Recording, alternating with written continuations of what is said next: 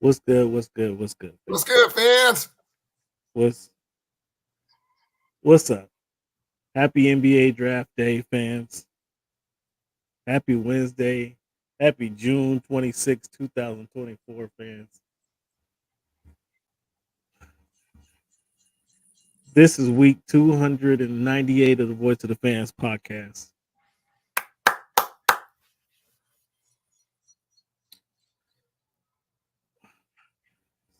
Fans, I don't write a script out, but I have talking points. And first of all, give yourself a round of applause for being part of the show. Give Cleavon a show. What's up, Cleavon? How's it going, man? Doing fantastic, Cam. Couldn't have been a better day so far.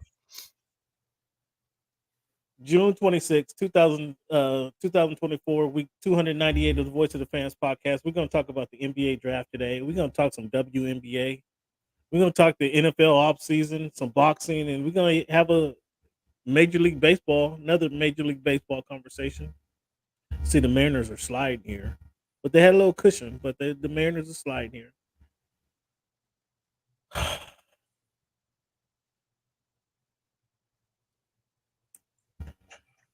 Again, fans, as I was saying, I don't build a script for the show.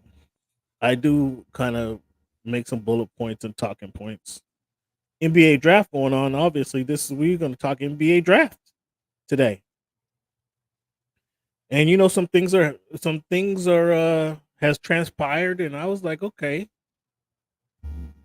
I'm wondering what the San Antonio Spurs is going to do in the draft. I don't have the Clippers don't pick till tomorrow. My Sonics still don't have a draft pick, so you know, I'm just playing it by ear, just enjoying the way the draft is going. But I noticed some things have happened in the draft, and that were going to be the first thing that I jumped on. I was disappointed in the Spurs. Before we get to that, Cleveland, let's play our numbers game, and then I'll tell you why I was disappointed in the Spurs. Cleveland, would it be in June 26, 2026, 2024? When you think of the number 26, Cleveland, who comes to your mind first, or who wore the jersey number the best?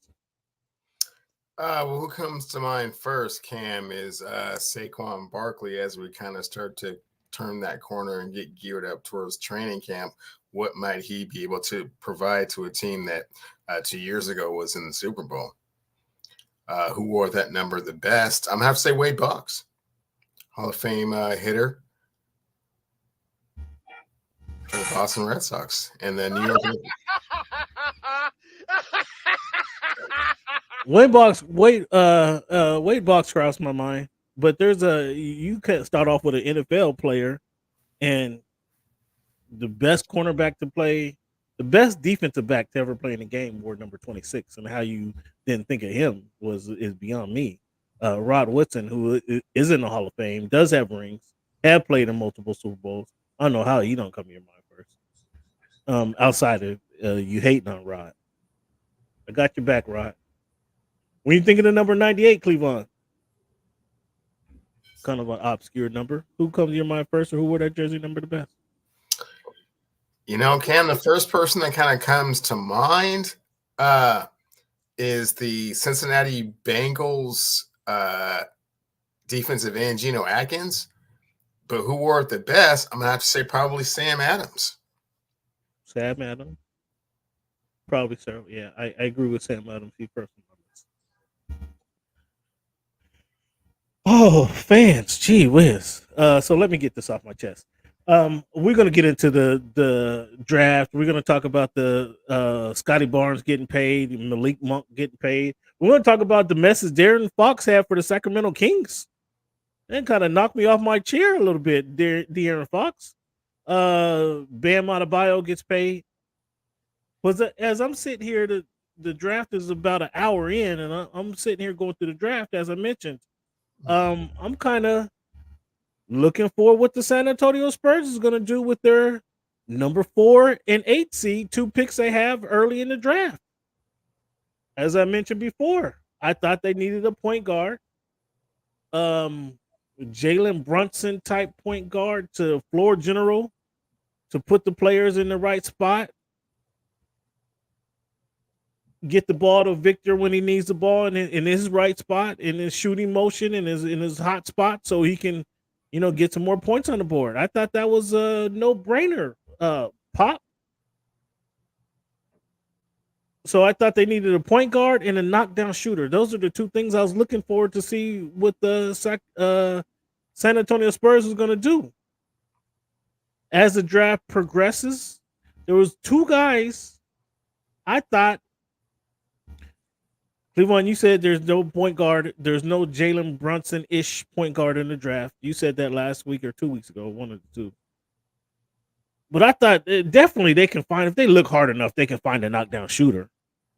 I believe if they look hard enough, they can find that floor general point guard.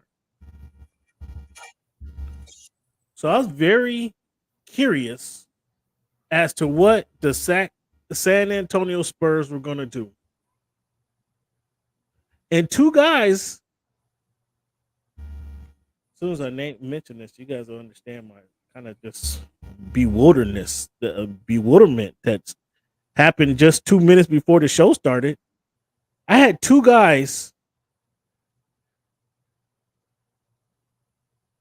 that I thought the Spurs should be targeting with that 4 or 8. If they got either one of them,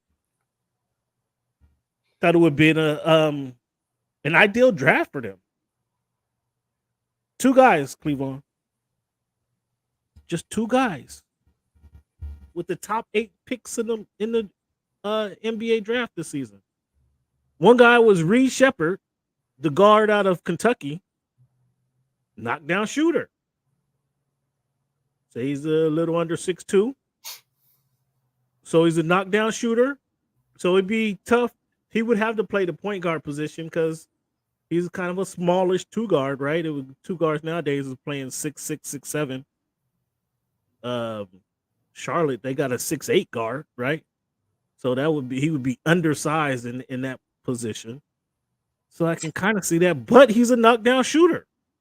If you got a guy like Victor who's going to draw in that other defender if they come in a double team, you can kick it out to him, and all he has to do is kind of a JJ Redick-ish, put the ball on the floor, a couple dribbles, and he has an open shot. Thought that would have been a perfect pickup for them. They didn't get him. Where did Reed go to? He went to Houston. He went to Houston. The pick right before them.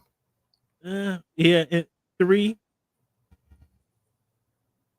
He's going to be coming off the bench. He's going to be coming off the bench for them.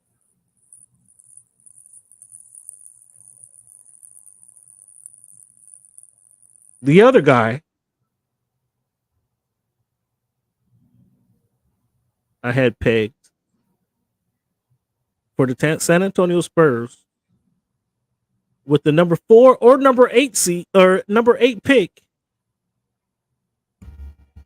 hung around till after pick 15, and I'm clueless as to what he's still doing on the board. Now I don't watch every college. I don't watch a lot of college basketball. I watch college basketball when the tournament comes.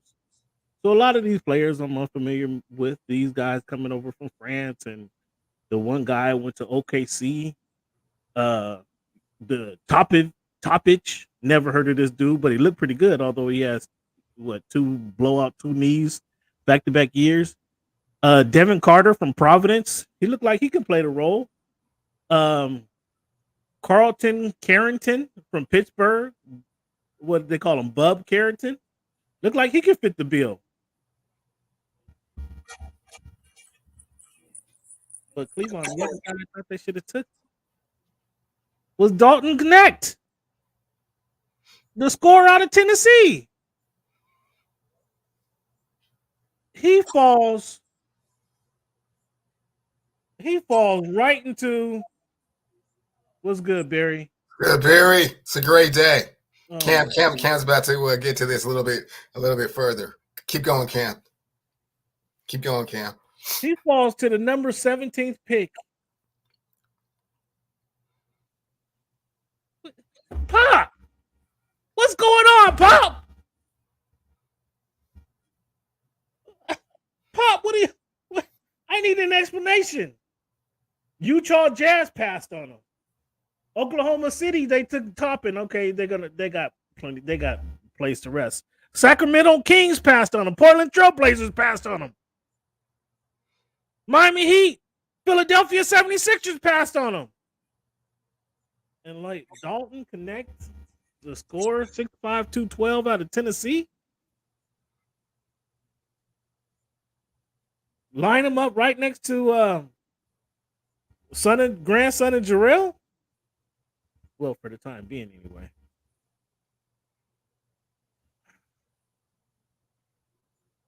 Knockdown shooter. Can create his own shot.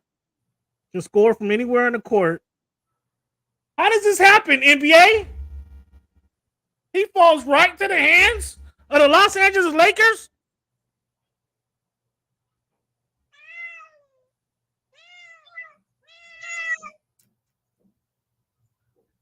Threw off my whole night. It kind of threw me off right before showtime.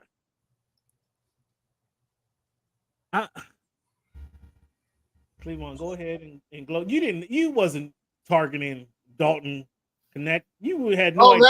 No, like you're saying, Cam. I mean, it is Christmas in LA on June the 26th. I mean, my goodness, he wasn't even on the board. How could he be on the board? How could he be on the board? Shooter like that, and you have the 17 pick. He's never, ever, ever, ever going to fall to the Lakers at 17.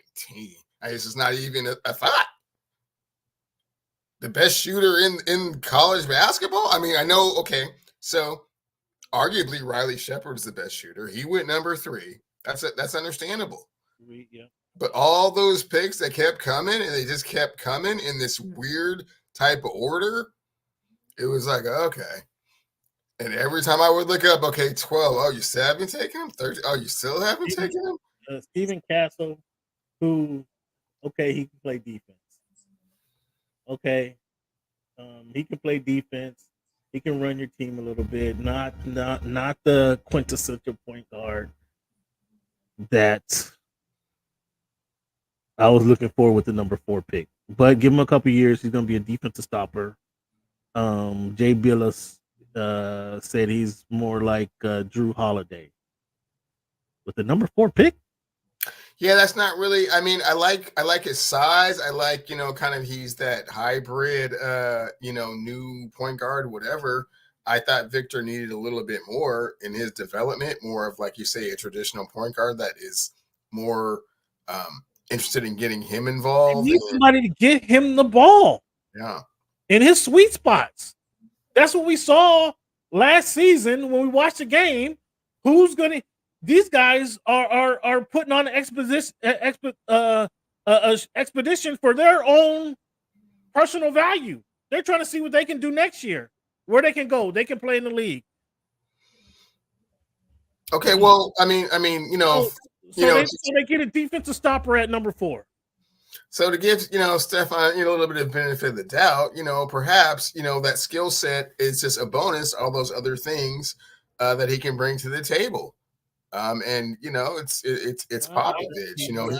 He certainly has had a track record of developing point guards. Do you remember a guy named Tony Parker not that long ago? A guy named DeJounte Murray not that long ago? So certainly he can do that. But back to what we were talking about, Cameron. So it gets to 16, right?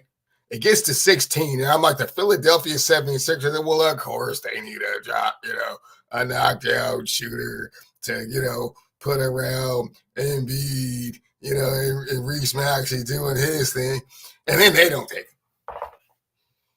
So then I'm just like, come on, Rob. Come on, Rob. Come on, Rob. It's only one pick it could be. And Rob just went, yeah, let's go get Dalton Connect, the best shooter in the league. The best shooter in college basketball, quite possibly. He's not the next coming of Dirk, no. But when he's not the focus, he's not the focus on the team, he's going to have open shots. 12 and 17.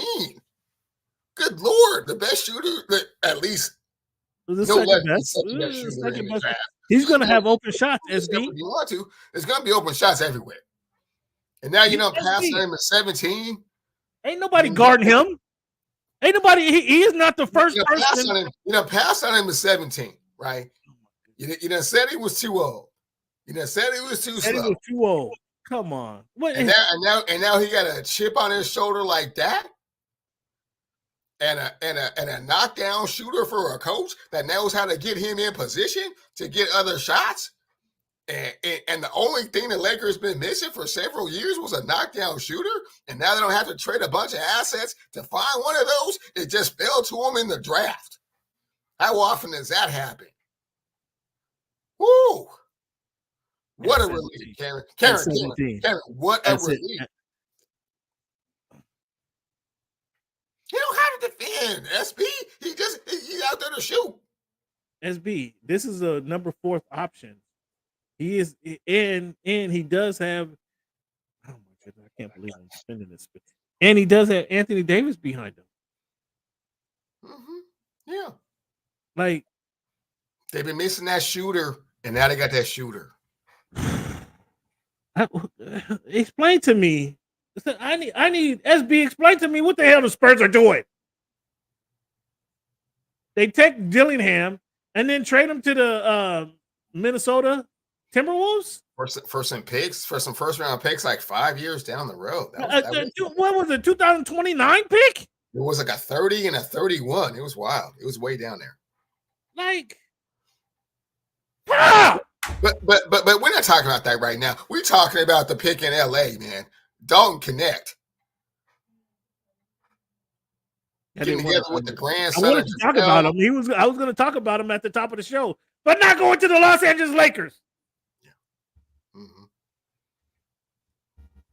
So why can't you just say all the stuff you was going to say about him?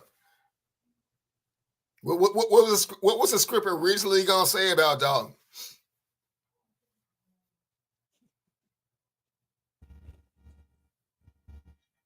Tell me, magnificent scorer, SEC Player of the Year, all NCAA first team.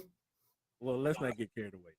Let's not get carried away. No, you're right, SB. You're right, SB. He has a big question mark over his head.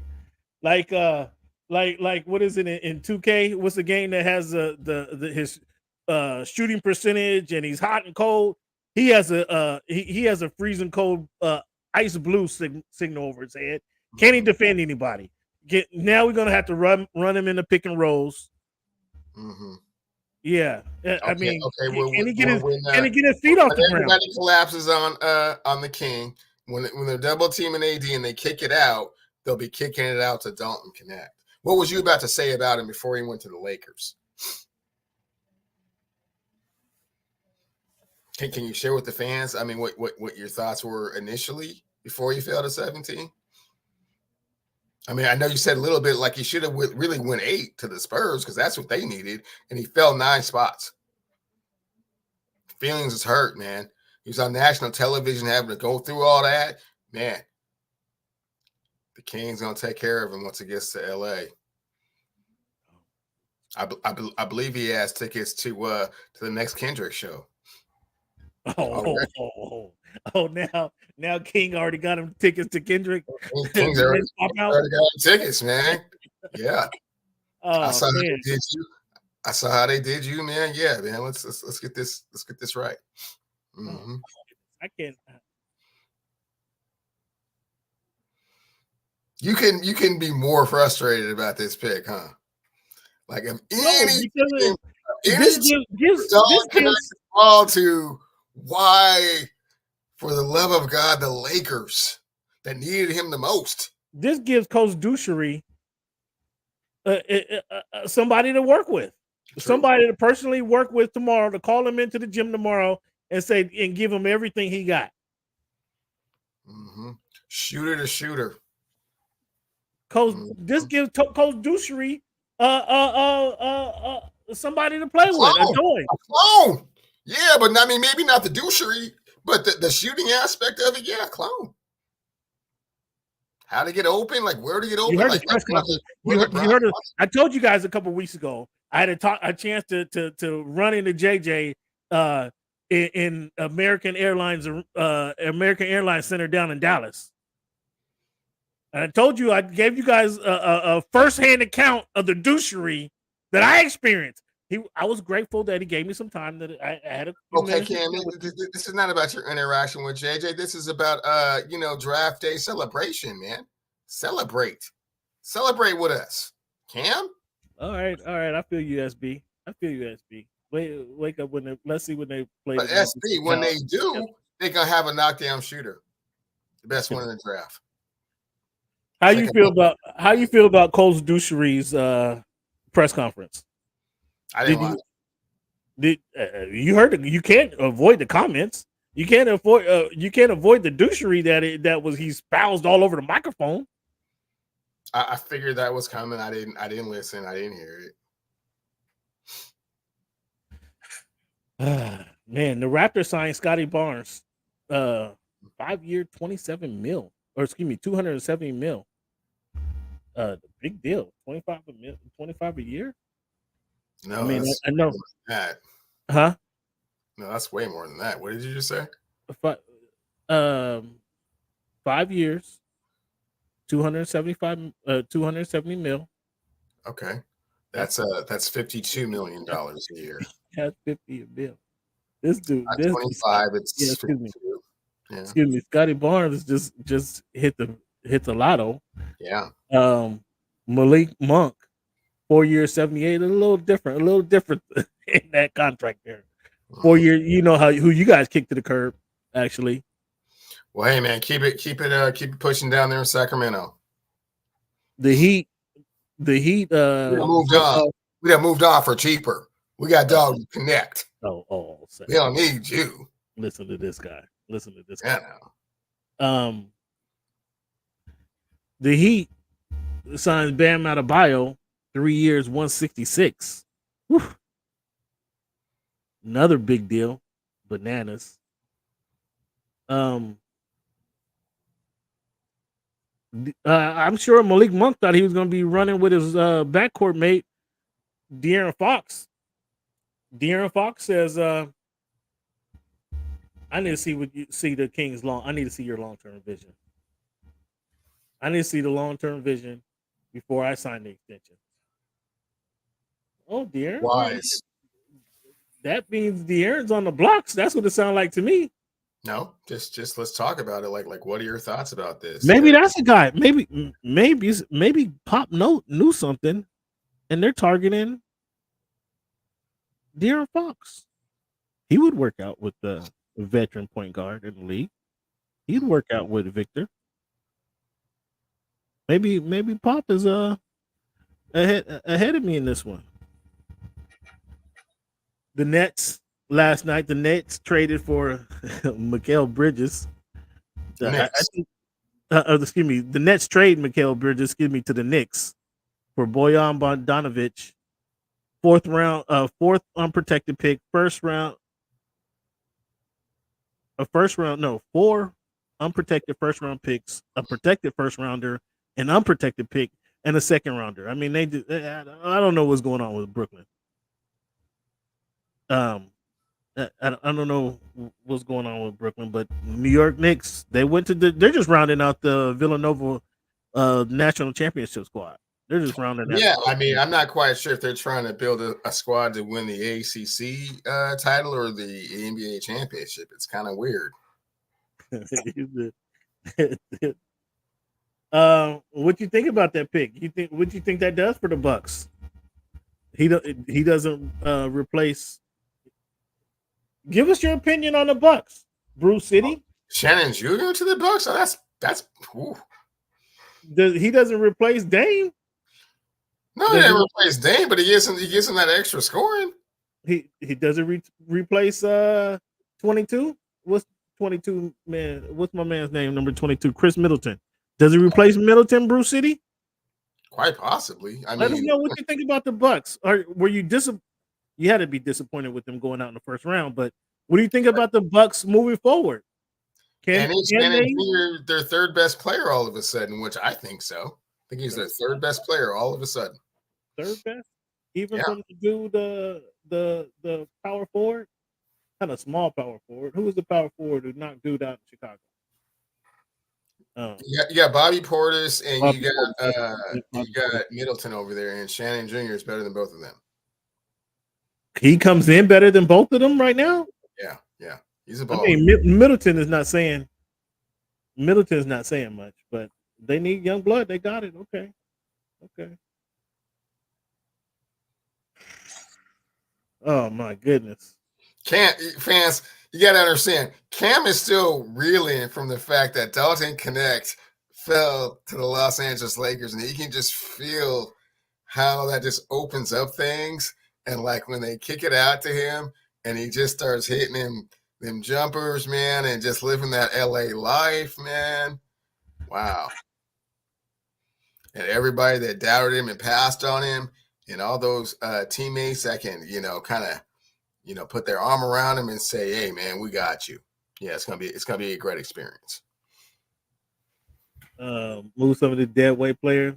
They Yeah, have to get that weight over there, bro. I mean, because they didn't come through, right? yeah. I mean, Years in a row. Yeah. The Wizards trading Denny Avila to the Trailblazers. Malcolm Brogdon. That's another guy I was wrong about. I thought Malcolm Brogdon. This guy's been on 6 different teams in 4 years, hasn't he? Yeah, you were very high on him. I couldn't quite fully grasp the reason. Wasn't he a rookie of the year for Milwaukee? Wasn't he rookie of the year for your Milwaukee Bucks? Like I thought he was a legit point guard. And then they had some issues, and he could score a little bit. And he just got shipped around and around and around. He ain't found a home since. He ain't found a home. The T-Wolves trade for the Spurs number 8 pick and Kentucky's guard Rob Dillingham. I mean, he's going to be coming off the bench, scoring punch to give the T-Wolves a scoring punch. Is that a good fit, you think? You got the young guy coming off the bench. I don't see him starting. Well, I mean, what you call it is kind of getting long in the tooth. Conley Jr. is getting a little long in the tooth. Yeah, it's a good player. It's a good, point guard to learn from. Yeah. So maybe he's only 19 years old, right? So yeah, 2 years as an understudy, that would be great. But back to your Knicks, man. My Knicks. Yeah. You see what they did, right? What are they trying to fill out the Villanova? They mortgaged their future for a fringe all-star player. They're talking him up to death, man, only because he got traded to New York, and then they re-signed. And this is one of the signs you left off. OG Adenabi. They need to get him signed. No, they signed him. 212. They did sign him. 5 year 212. Yeah. Oh yeah. Or was it 4 year 212? It was 212. That needed to get done. Like I didn't know that was done. Thanks for clarifying that. That's done. Yeah. Yeah. That needed to get done. They have a really cool feel good story that won't get them out of the second round still. Why you say it won't get him out of the? Why you say that? 5 year 212. Okay, for the Knicks. Yeah, because they needed a true big man. No, a true 1A, and he's not that. No, Anunoby, he can score. He can score on the wing. He can score down low. I'm talking about Bridges. They traded like all of that capital. Well, yeah. Is he supposed to turn things around? He's another 3-and-D guy. And I know you don't like to hear this word. I know this word hurts you. You know where I'm going. Where are you going? I know you don't like to hear this word. Teamwork, hustle. I know you like those words. Coaching. Listen, I know you don't like. You don't put no stock in what the culture of the environment is. You don't put no stock in that. And when they're be able to know each other and they have good camaraderie, I know that just flies right over your head. It flies right over your head, and you can't pick up on none of that. I know this. but that's what the Knicks are banking on. Okay. That's what they're banking on. They're missing. No, Mitchell Robinson got hurt. And honestly, Hartenstein is better than Mitchell Robinson. And I think they got to see that, but Hartenstein may have overplayed his not overplayed his hand, outperformed his contract. And so yeah. So he's not going to be there. So yeah, let's not fawn over him too much, if you don't mind. I'm saying so Mitchell Robinson can come back and be the defensive rebounder and the shot blocker that they need. If he can stay there all year, I mean, they can get some points going. But they don't really have the low post game. And let's see if Julius Randle's able to come back and just not play. Now, he's been better. Obviously, he was hurt with the Brunson's emergence when Brunson went off last season, late in the second half of last year. But if he's able to play with the ball less in his hands and able to finish on the blocks and able to finish when he's running the floor, that makes him a lot better team. That makes him a lot better team if he's able to fit in. Now, if he's not able to fit in, he may be on the blocks by February. But they have the Knicks have a culture. If he doesn't want to wear Villanova blue instead of Kentucky blue,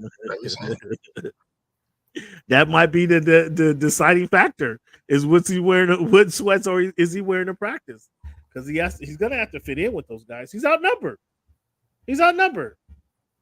So the Knicks. I mean, the Knicks are putting together. Got better.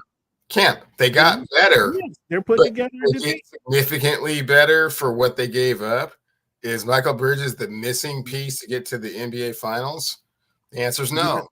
He's a number 3-and-D guy between him and Anunoby. Excuse me, Anunoby and Bridges. They can defend the team that just won the championship. Should have traded for Jimmy if that's what she was trying to do. Well, Jimmy don't show up all the time. Jimmy Butler? When the last time you seen that guy?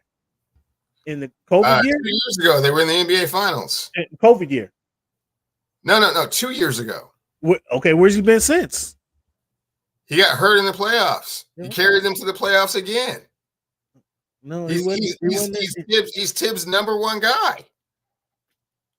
He's injury prone in South Beach, so we don't know what he may come in. He was looking like he was looking like what he's Jimmy Jackson last year.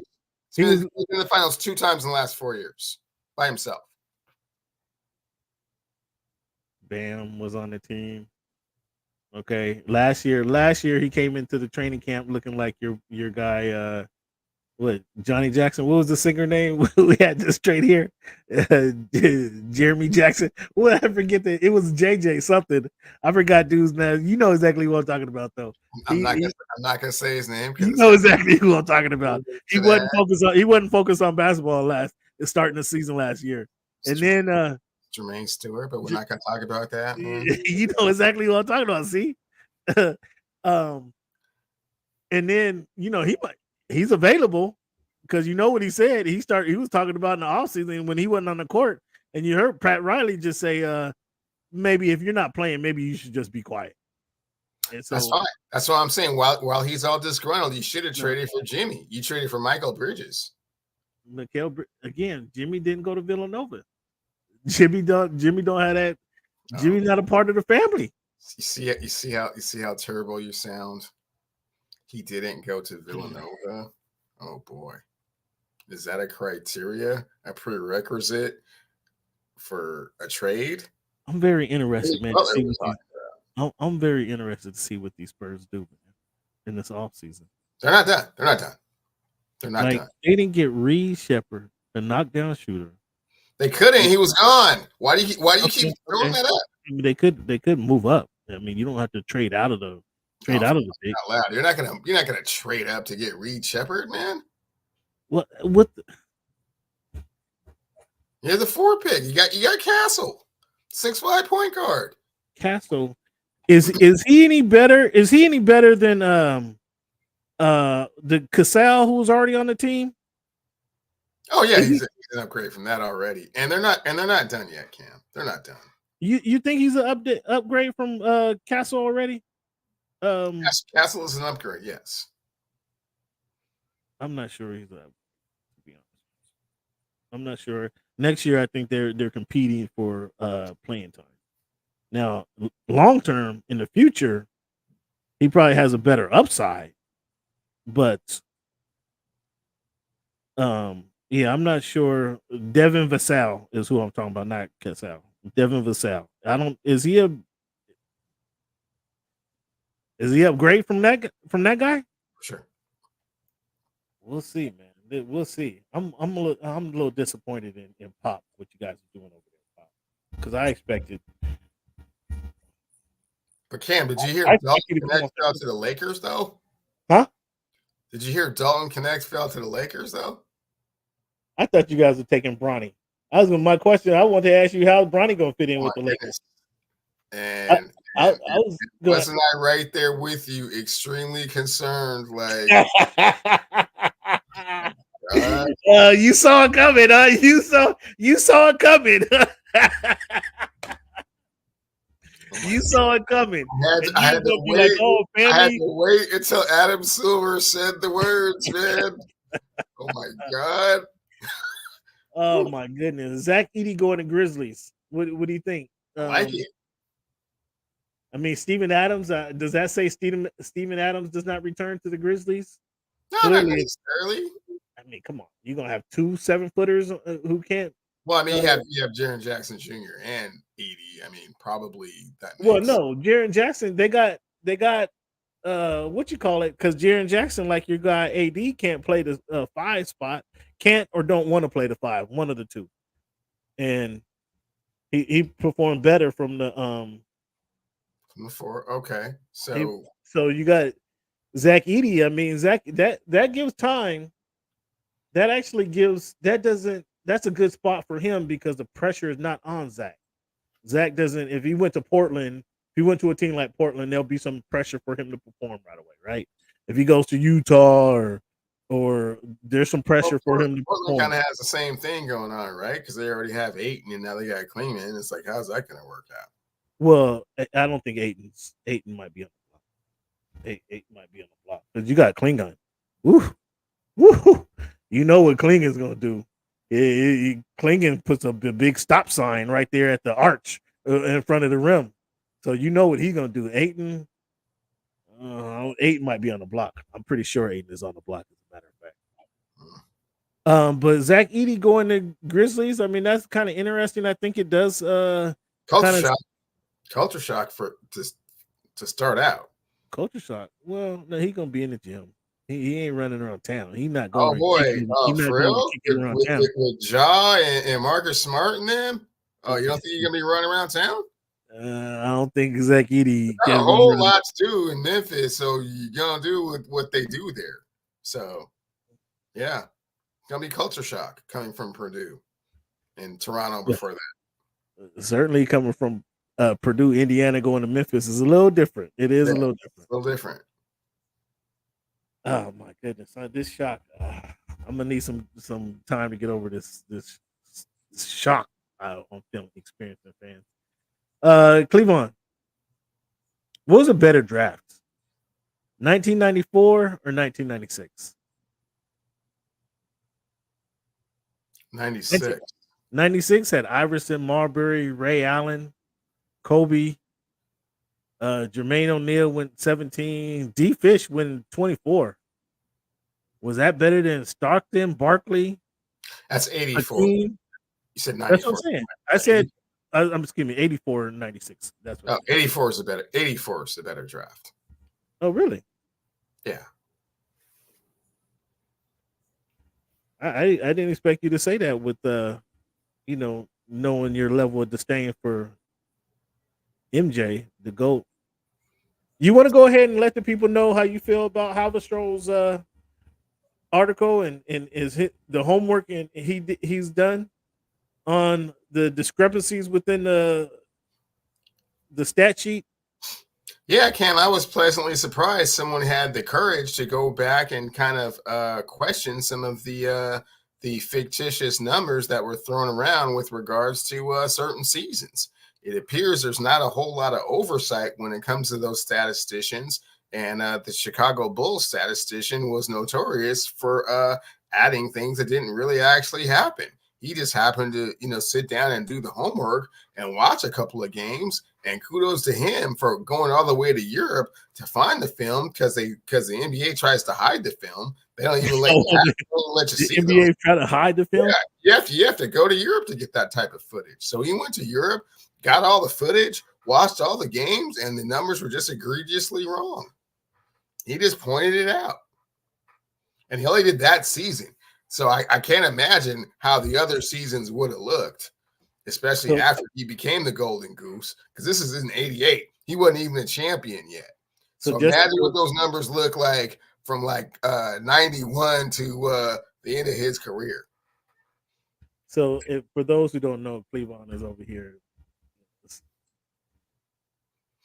Tom Haberstroh went and looked back at Jordan's 1988 season where he won Defensive Player of the Year and MVP. And I think Clutch kind of sponsored that trip. I think Clutch sponsored that trip over to Europe for him to go get those tapes for him to look at and for him to kind of comb through those grainy film. I mean, because that film couldn't look like it does, the HD that we have today. And so there might have been a couple flaws in his reporting, because this is the same guy. Cleavon spoken like a true Jordanite, blaming the film.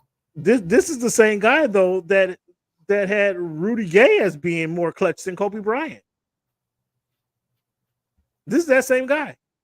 And would you trust him on that in that regard, Cleavon? Well, I mean, I don't know what the criteria was for that, but what I'm saying, who was more clutch? He had Rudy Gay being more clutch. I don't know what the clutch criteria was, but what he did was just research what actually truly happened, adverse what the stats say, and there was a discrepancy, a large discrepancy. I hear SB. He doesn't want to remember. He knows what his eyes told you, but he don't really want to remember what his eyes told him. No, this is typical Jordan stuff, man. It's not good enough to just be good. It's not good enough to just be great. You have to pile on all this extra stuff.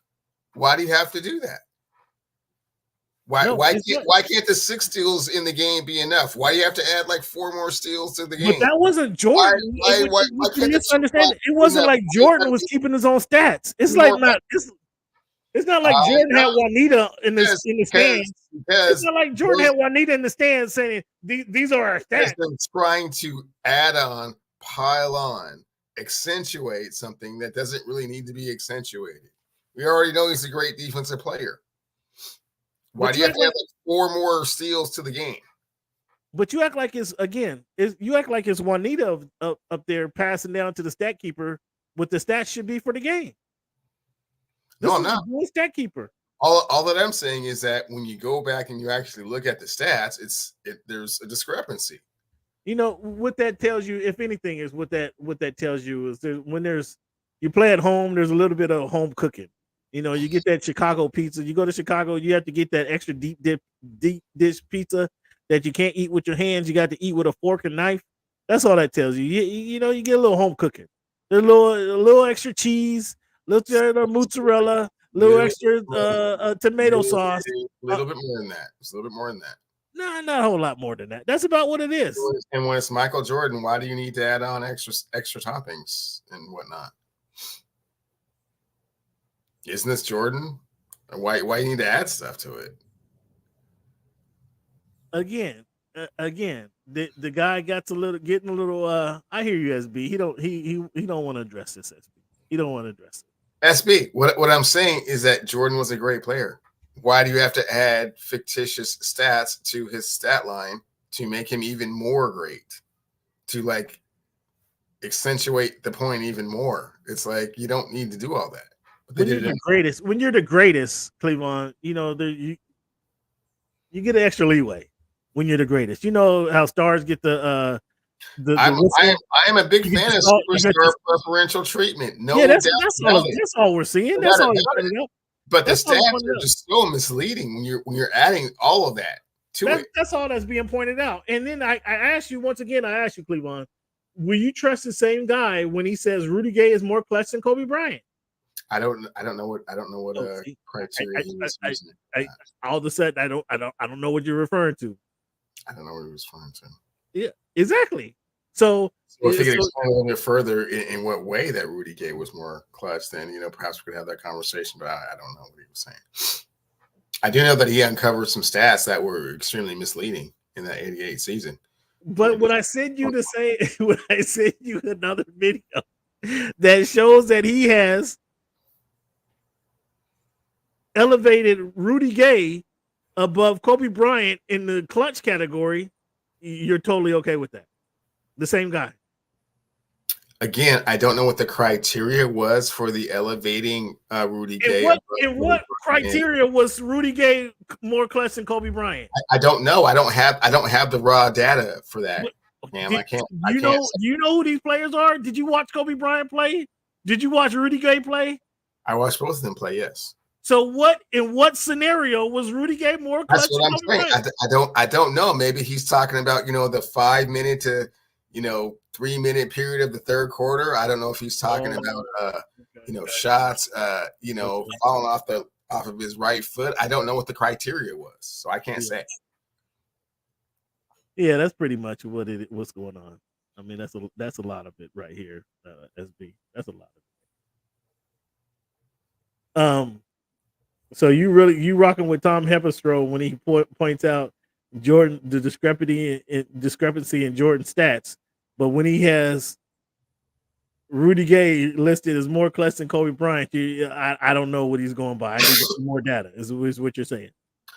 All that I'm saying is what Tom was able to do is just watching every minute of every game of that season is pull out some discrepancies in statistics that were reported. Okay. I don't know what happened with the Gay versus Kobe. Right. Sure. Comparison. Or maybe you just was less interested in what happened with the Gay. I don't know what happened, Cam. I don't know what the criteria was for that. Okay, fair enough. Did you watch Chicago Sky beat Indiana Fever on Sunday? I watched a little bit of the third quarter of that one. Oh, it was a little bit of a back and forth, but I did not watch the conclusion of that game. No. Oh, you missed the conclusion of the game. Well, how'd you turn it off in the third quarter when Angel Reese was going off for 15 over 25 points in that second half?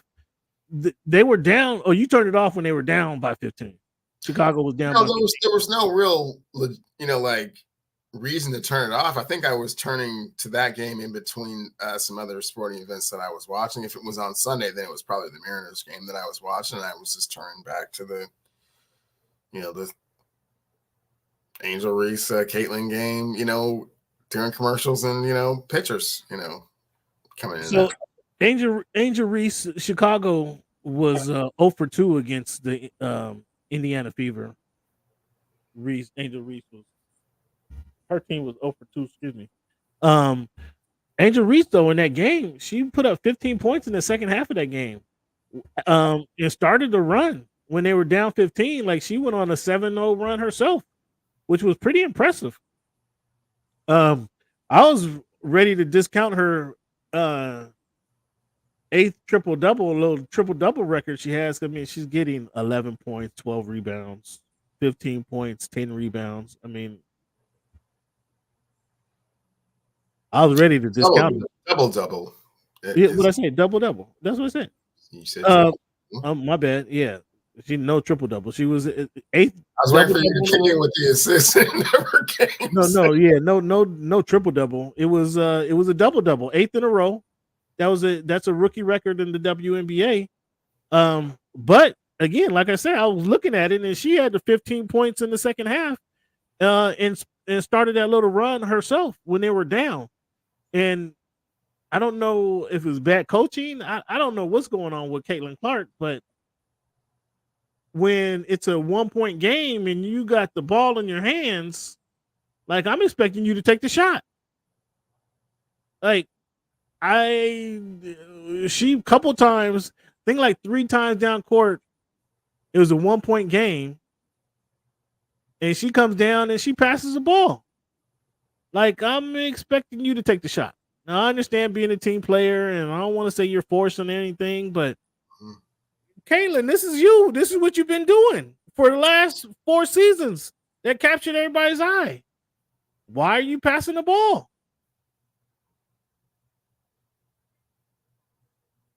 Caitlin?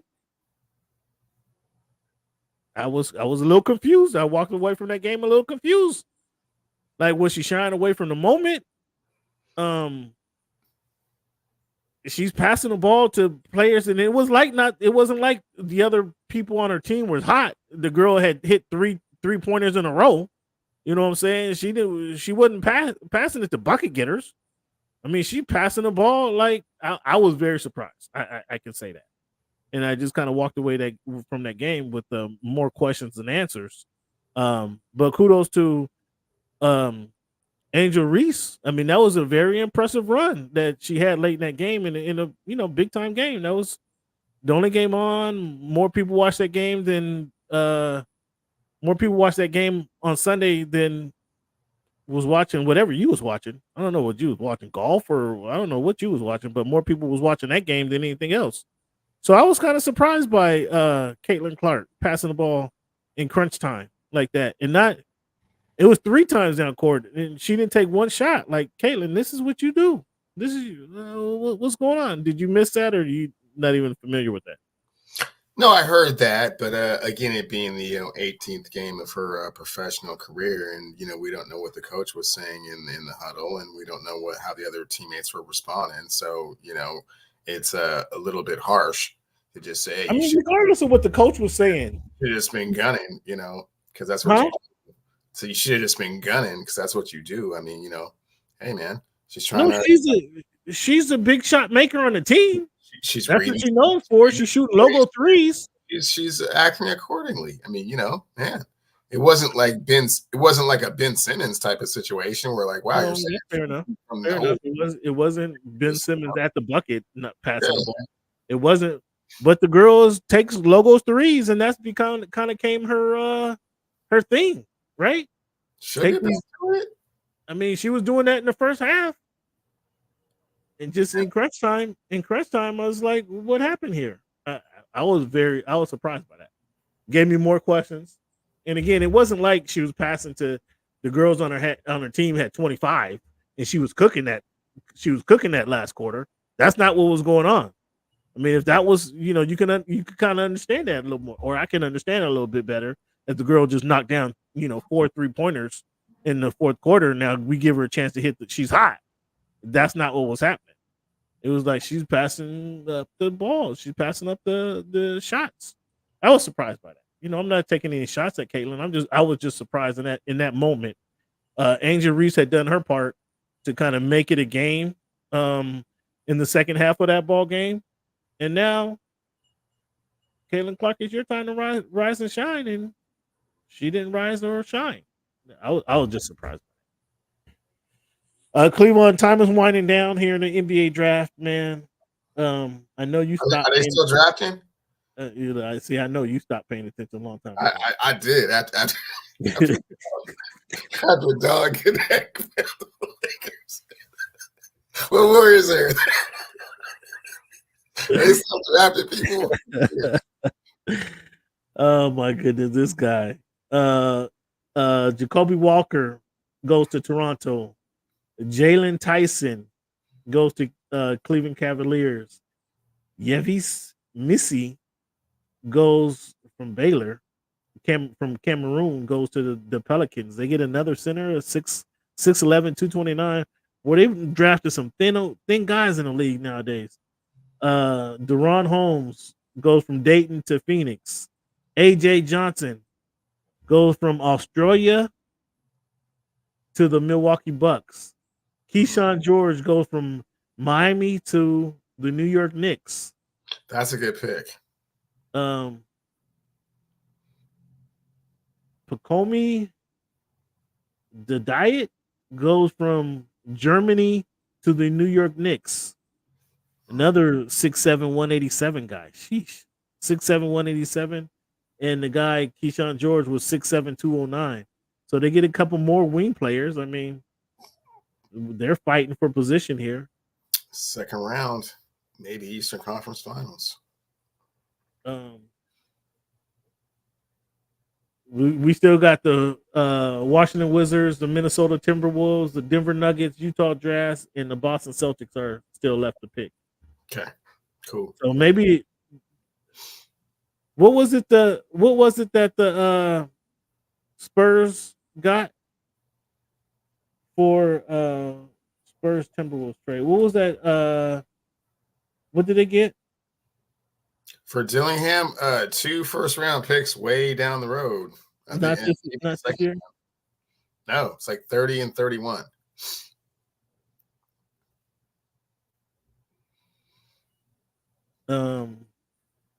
Just trying to see what their pick was. Oh my goodness, gave him 30, 31 pick. Come on, and an unprotected in 2030. Gee whiz. Yeah, I know the Timberwolves are coming up, so the Timberwolves are going to have two draft picks in the top first round. Interesting. What do the Timberwolves need? Do they need another swing, another wing, or another big man? I mean, they're kind of set. I guess they could use another point They don't guard. need another big man. I mean, if you're saying that they're going to stay pat with Gobert and Cat, then they need wingmen. Gobert, Cat, maybe I don't know. There's not a big man who can come up there and knock Gobert, Cat off their pedestal. But then they still have Nas Reed coming off the bench. I think they need a point guard. Kind of need a point guard, right? Or another scorer wouldn't help. Wouldn't be bad. They just traded for Dillingham, right? Yeah, but I mean, getting him someone to compete with wouldn't be a bad idea. So, well, he's learning behind Mike Conley Jr. What are we doing here? okay, they get somebody behind Ant. Who comes off the bench for Ant with scoring focus? Nobody, man. I'm not saying who can just some player to get some minutes and give him some rest, man. Mm-hmm. And do all that stuff that you like him to do, Cam. Dive on the ground and clap hard in the huddle, and box out and set good screens and stuff.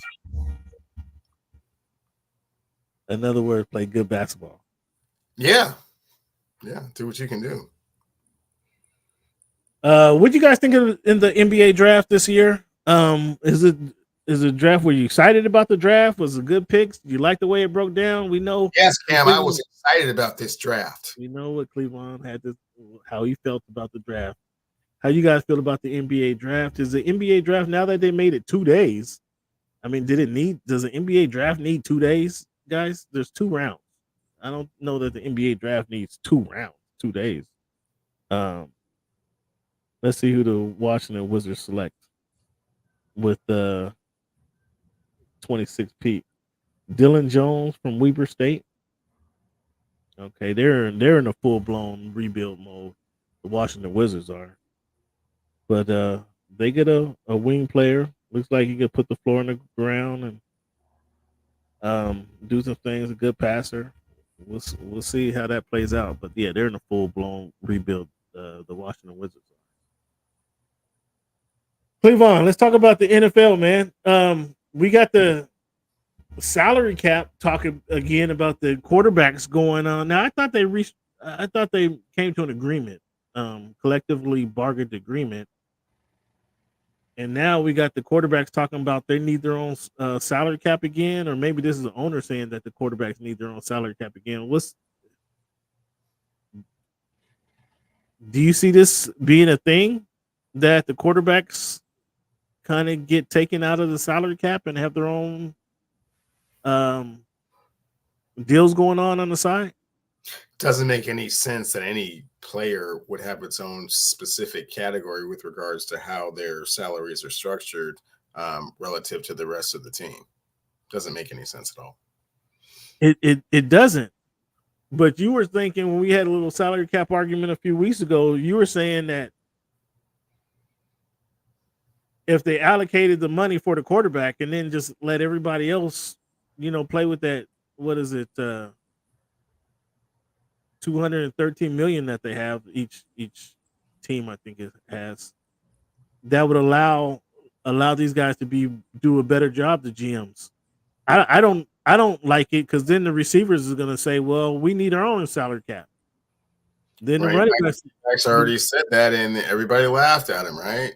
yeah, the running back said that. Yeah, exactly. That's what I'm saying. It's gonna say then everybody's gonna want to break off on their own. Defensive ends is going to want their Right. own, and the left Linebackers and tackles cornerbacks, are going to want their own. Yeah, how does that make any sense?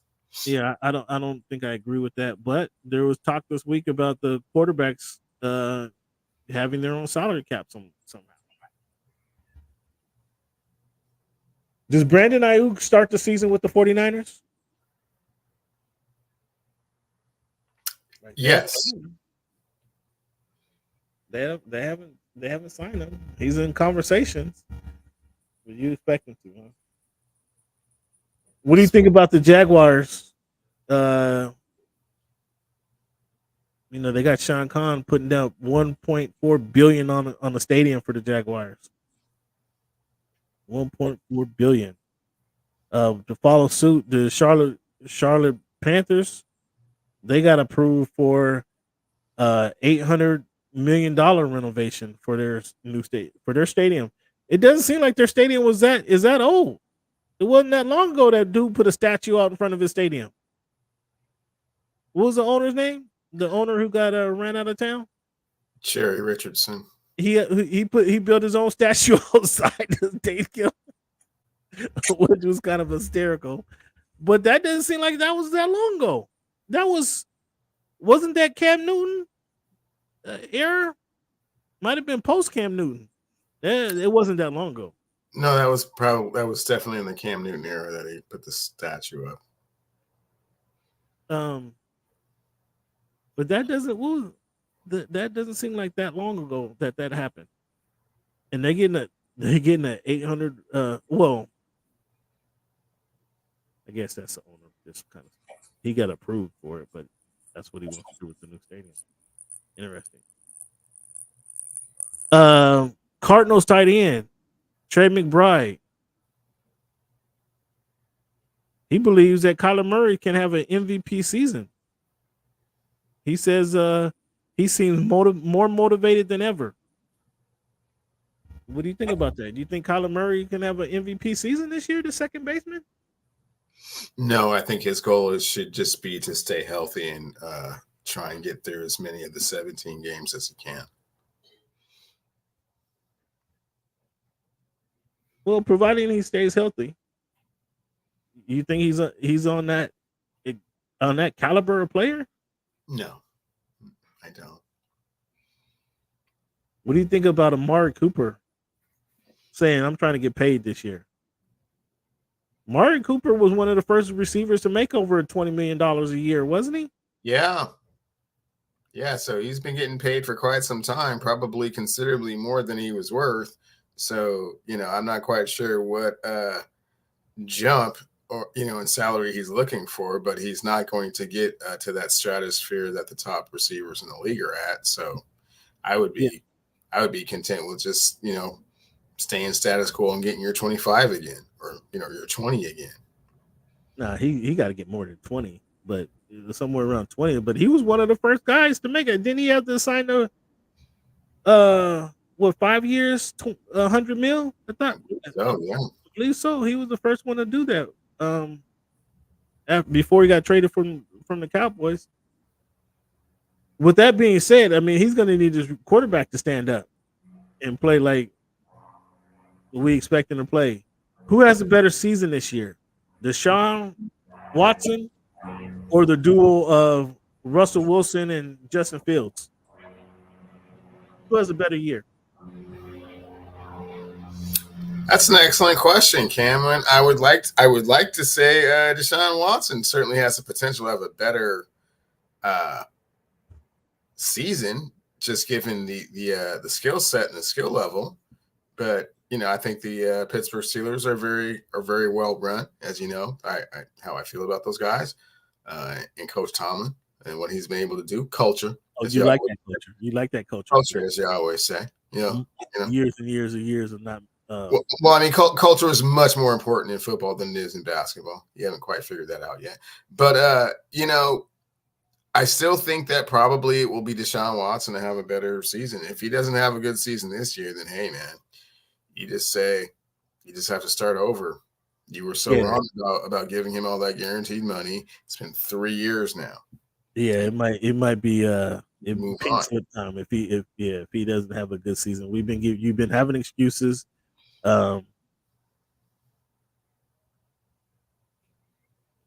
What's up? Yeah, Cleveland has no understanding of culture. He has no understanding of culture. Go. Um, who has the better season, Cleveland? Kyrene Williams or Blake Corum? Blake Corum is supposed to be starting for who? They both play for the Rams. They both play for the Rams. Right out loud. Then you're answering your own question. Kyron Williams. So you believe in what you saw out of Kyrene Williams last season? Yeah.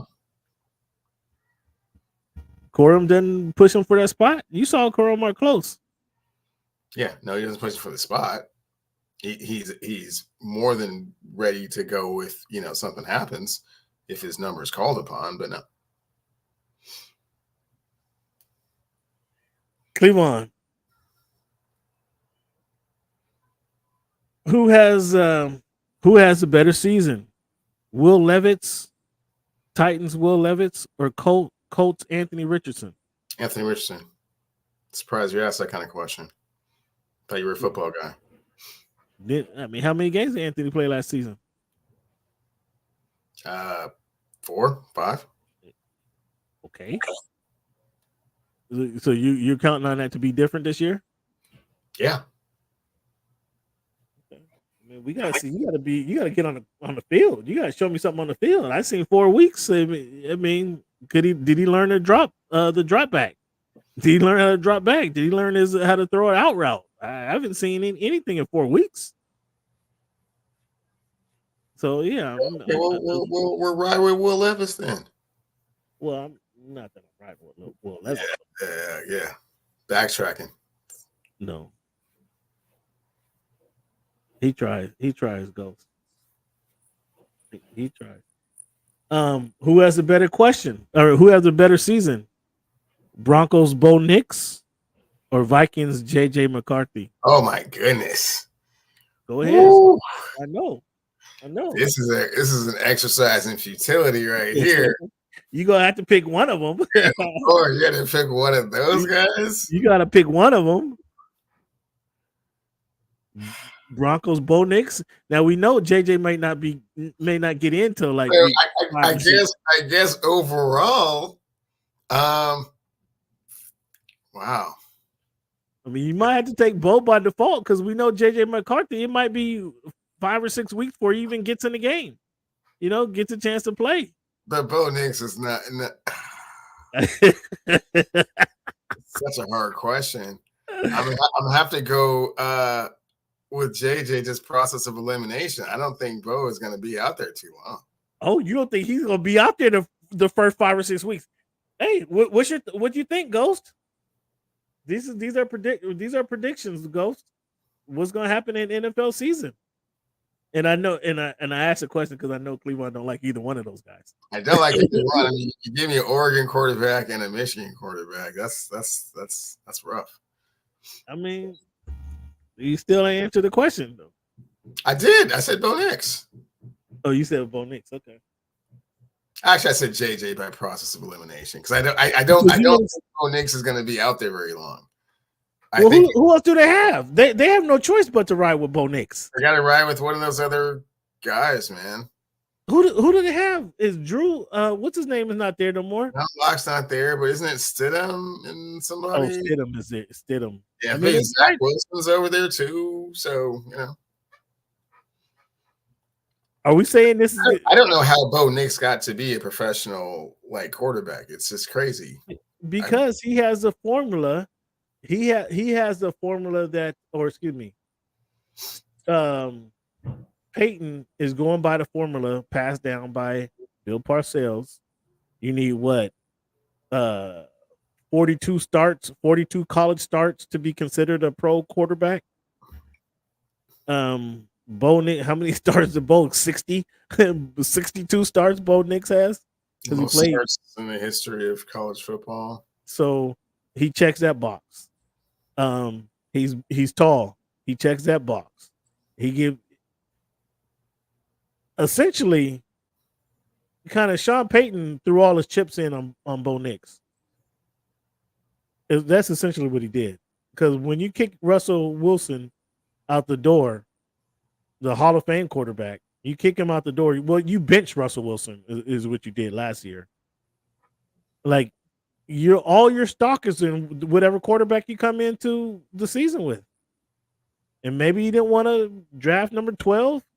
Maybe you was hoping that somebody would fall in his lap. But he got all his stock in Bo Nix. Because it's not going in that guy from the Jets, Zach Wilson. It's not going in him.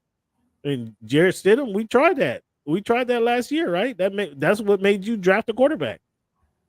So,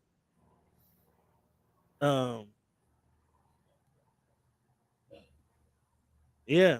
Here's what you do: put it on a jug. Yeah, they're gonna be selling those jugs and cups at every fast food place in Denver because that's the guy that he's riding with. He has to ride with him. Who you like better, JJ McCarthy or Bo Nix? That is scraping the bottom of the barrel, Ghost. But who you like better?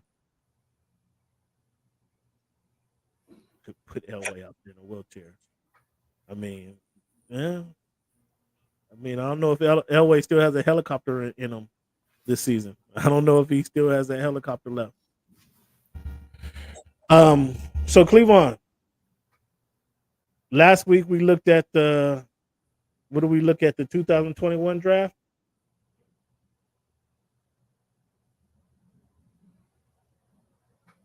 This 2022 draft. Okay.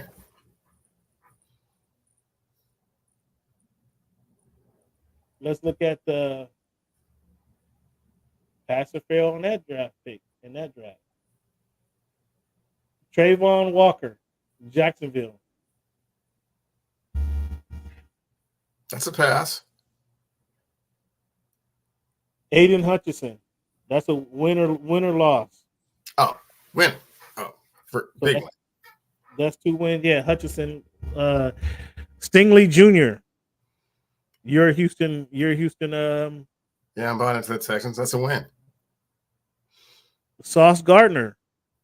Huge win. Kayvon Thibodeau. He had some play. He played break even. It's an awfully high pick for Kayvon, considering the production. I'll call it break even. He played 31 games. Yeah, it was break even. Number 5 pick.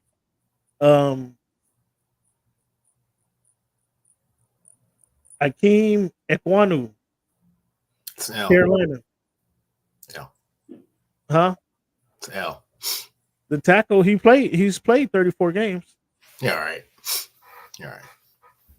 Evan Neal, offensive line, New York Giants. L. He's only played 20 games. Another L.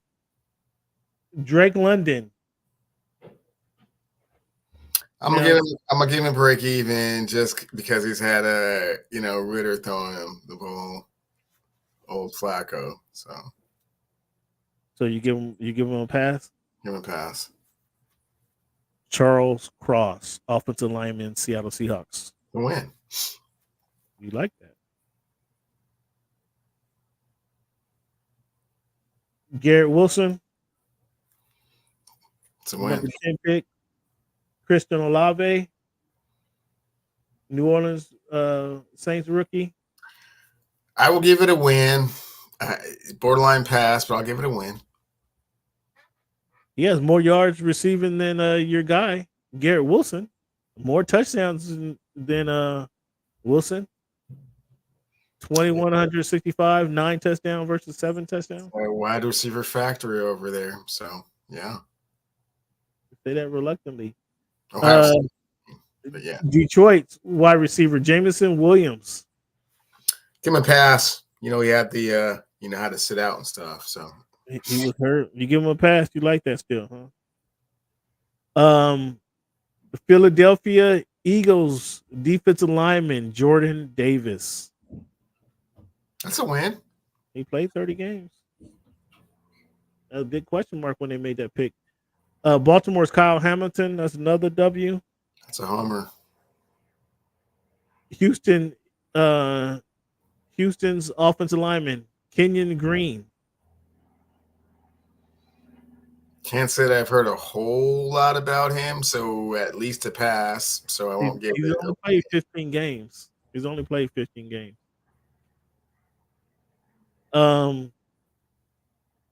Jahan Dotson, Washington wide receiver. I'm He has more touchdowns. He has more touchdowns than Garrett Wilson and Christian Olave. yeah, but I watch a lot of Dotson. Uh-oh. Uh Uh-oh. Hell, he hasn't been well. He had Heineke throwing on the ball. Maybe he stepped up. and then It was before Heineke. and then I know he had Heineke last season. Who was there before him? It wasn't your boy who got hurt and went to Minnesota. no, it was the guy. It was wasn't Haskins. Was it Haskins? No, it was your guy. Who's your backup quarterback? Your backup quarterback was throwing to him. Oh, yes. When we just traded for him, cat from North Carolina. Yeah. I don't Drawing a forget blank. his name. Yeah, I'm drawing a blank, but it was he was our starting quarterback this following coming up here. But yeah, him. So Dotson I'll give a pass, and that quarterback's name should really come back to me because he's kind of important. oh, shots fired. Shots fired at Gino. It's shots fired at Gino. I can't just say I don't know that guy's name. That's not more shots fired at Gino. That's not gonna work out. Hold on, well, man. You better not see Gino out in the nightclub. Gino better not see you with a flat tire or something. Because he is not stopping for you. Because he's important. Gino is not stopping for you if he sees Sam you. Howell. Sam Howell, yeah. Sam Gino Howell. see you on the side of the road. He is not stopping for you, boy. I tell you. Zion Johnson, Chargers guard. I'm gonna give him a win on that one. Yeah. He starts, yeah. Traylon Burks, wide receiver, Tennessee. Do we give the incomplete on that, or just give him a pass? I mean, he's had some pretty horrible quarterbacks throwing at him too. He had Tannehill throwing to him for a while, and then it just got really ugly after that. Yeah, I mean, he played with Kyle Levitt, so yeah. So we got to give him a pass. And the two they drafted, Malik Willis or whatever his name was. Yeah. Yeah. So we'll give him an incomplete. Talk about I was wrong. Malik Willis. Trevor Penning, New Orleans tackle. 23 games. We ain't heard of him. That's probably for the best. You don't hear from the tackle. That's okay. Kenny Pickett, quarterback, Pittsburgh. LL. Trent McDuffie, cornerback, Kansas City. That's a homer. That's a homer. Super Bowl winner, actually. Quay Walker, Green Bay Packers linebacker. That's a W. This looked like a pretty solid draft this 2022 season so far. That's borderline homer, Quay. Yeah. Who is this? Kare Elam, Buffalo Bills, cornerback. 16 games. He played 16 games. That's a win.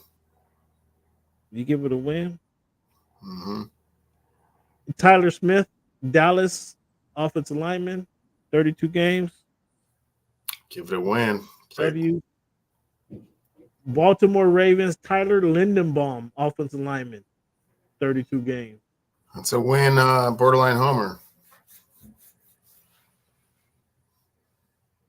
Jermaine Johnson, the second linebacker, New York Jets. What you know about him?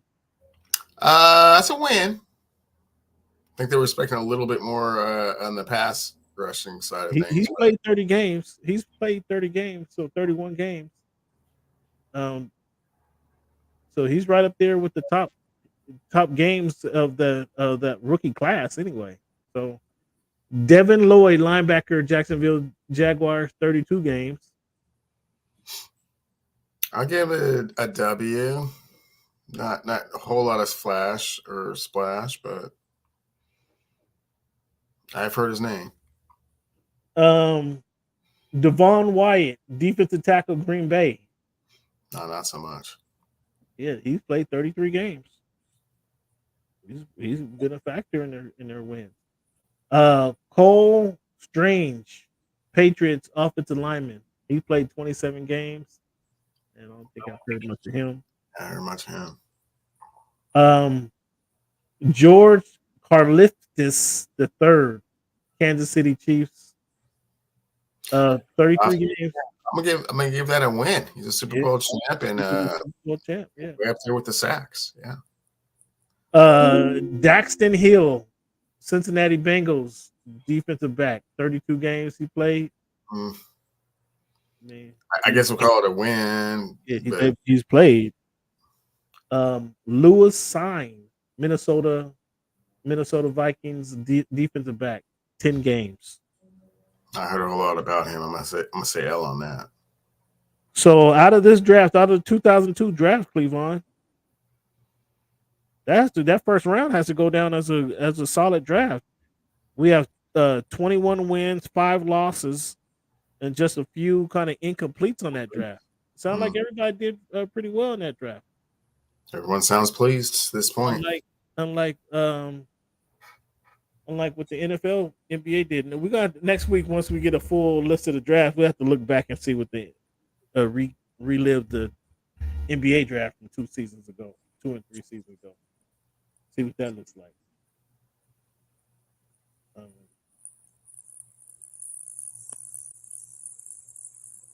Cleveland, each and every week, man. Each and every week, we look back in history to kind of relive some of the things that has happened in history. In our This Week in History segment.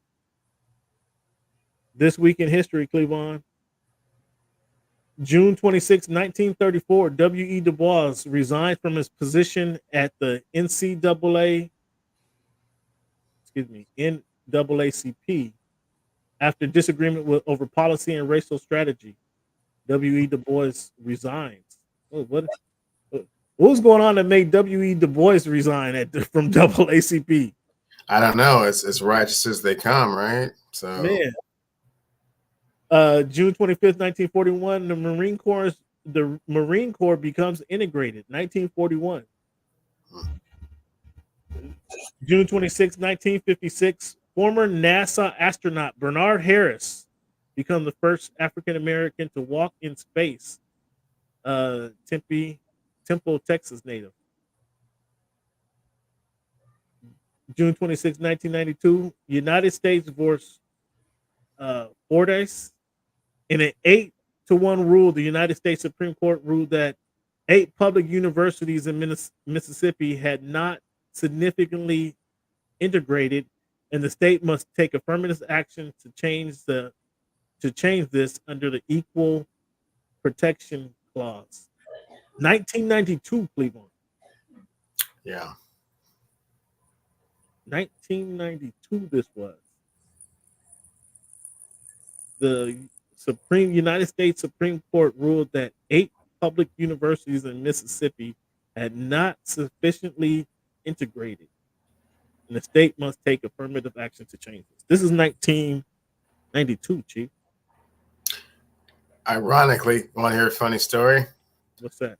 Came down to go to the Bayou Classic. My guy was going to Alabama State, and you have to drive through Mississippi to get to Louisiana. I was like, bro, we don't stop the car in Mississippi. We have to agree upon this before Uh-huh. we even start on the trip. And this just is further iteration. This is a year after they had to pass a law to properly integrate in the 1992. So this validates my reason for not wanting to. Yeah, validates the reason. Reason.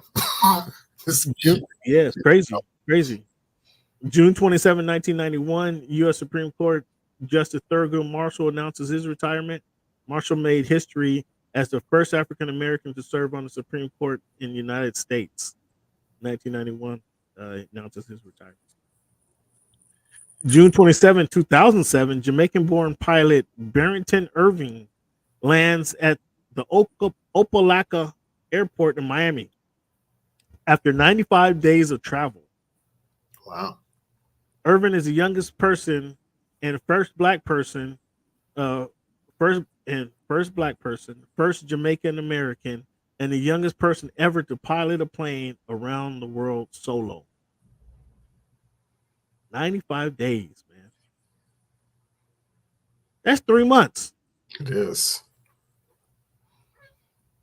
That's wild.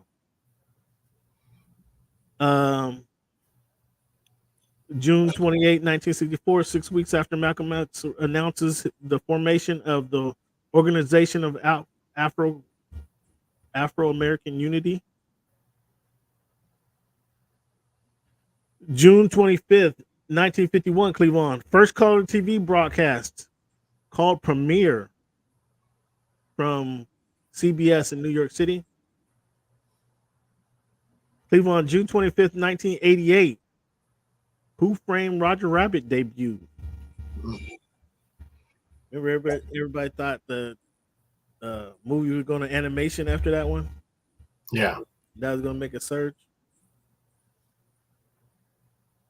June 27, 1999, Tony Hawk did the first 900 25 years ago on June 27th. 25 years ago tomorrow. Were you a skateboarder, man? Did you skateboard? Did you ever So get on much. skateboard? But everybody knows Tony Hawk and Steve Caballero. Kind of they were kind of like the pioneers for sure. And Tony was just much more business minded than the rest of those guys, and continued to evolve with the sport. And kudos to him for always kind of being the name and the face of skateboarding. So the 900 is 2 full revolutions around. I mean that is crazy, man. The half pipe. No, it's 2.5. Is it 2.5? The guy go where they go. They do the half pipe and they go up and then do the revolution. I mean that is just bananas. Like I don't think I would even try. I know I wouldn't try to do just complete the half pipe.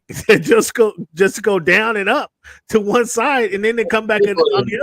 By no means easy. I mean, it is incredible balance and what they're actually doing. If you've ever tried it, is yeah. Oh no, I wouldn't even dare to try that. I wouldn't even dare. Those guys, the X Games is absolutely. I'm in wonderment.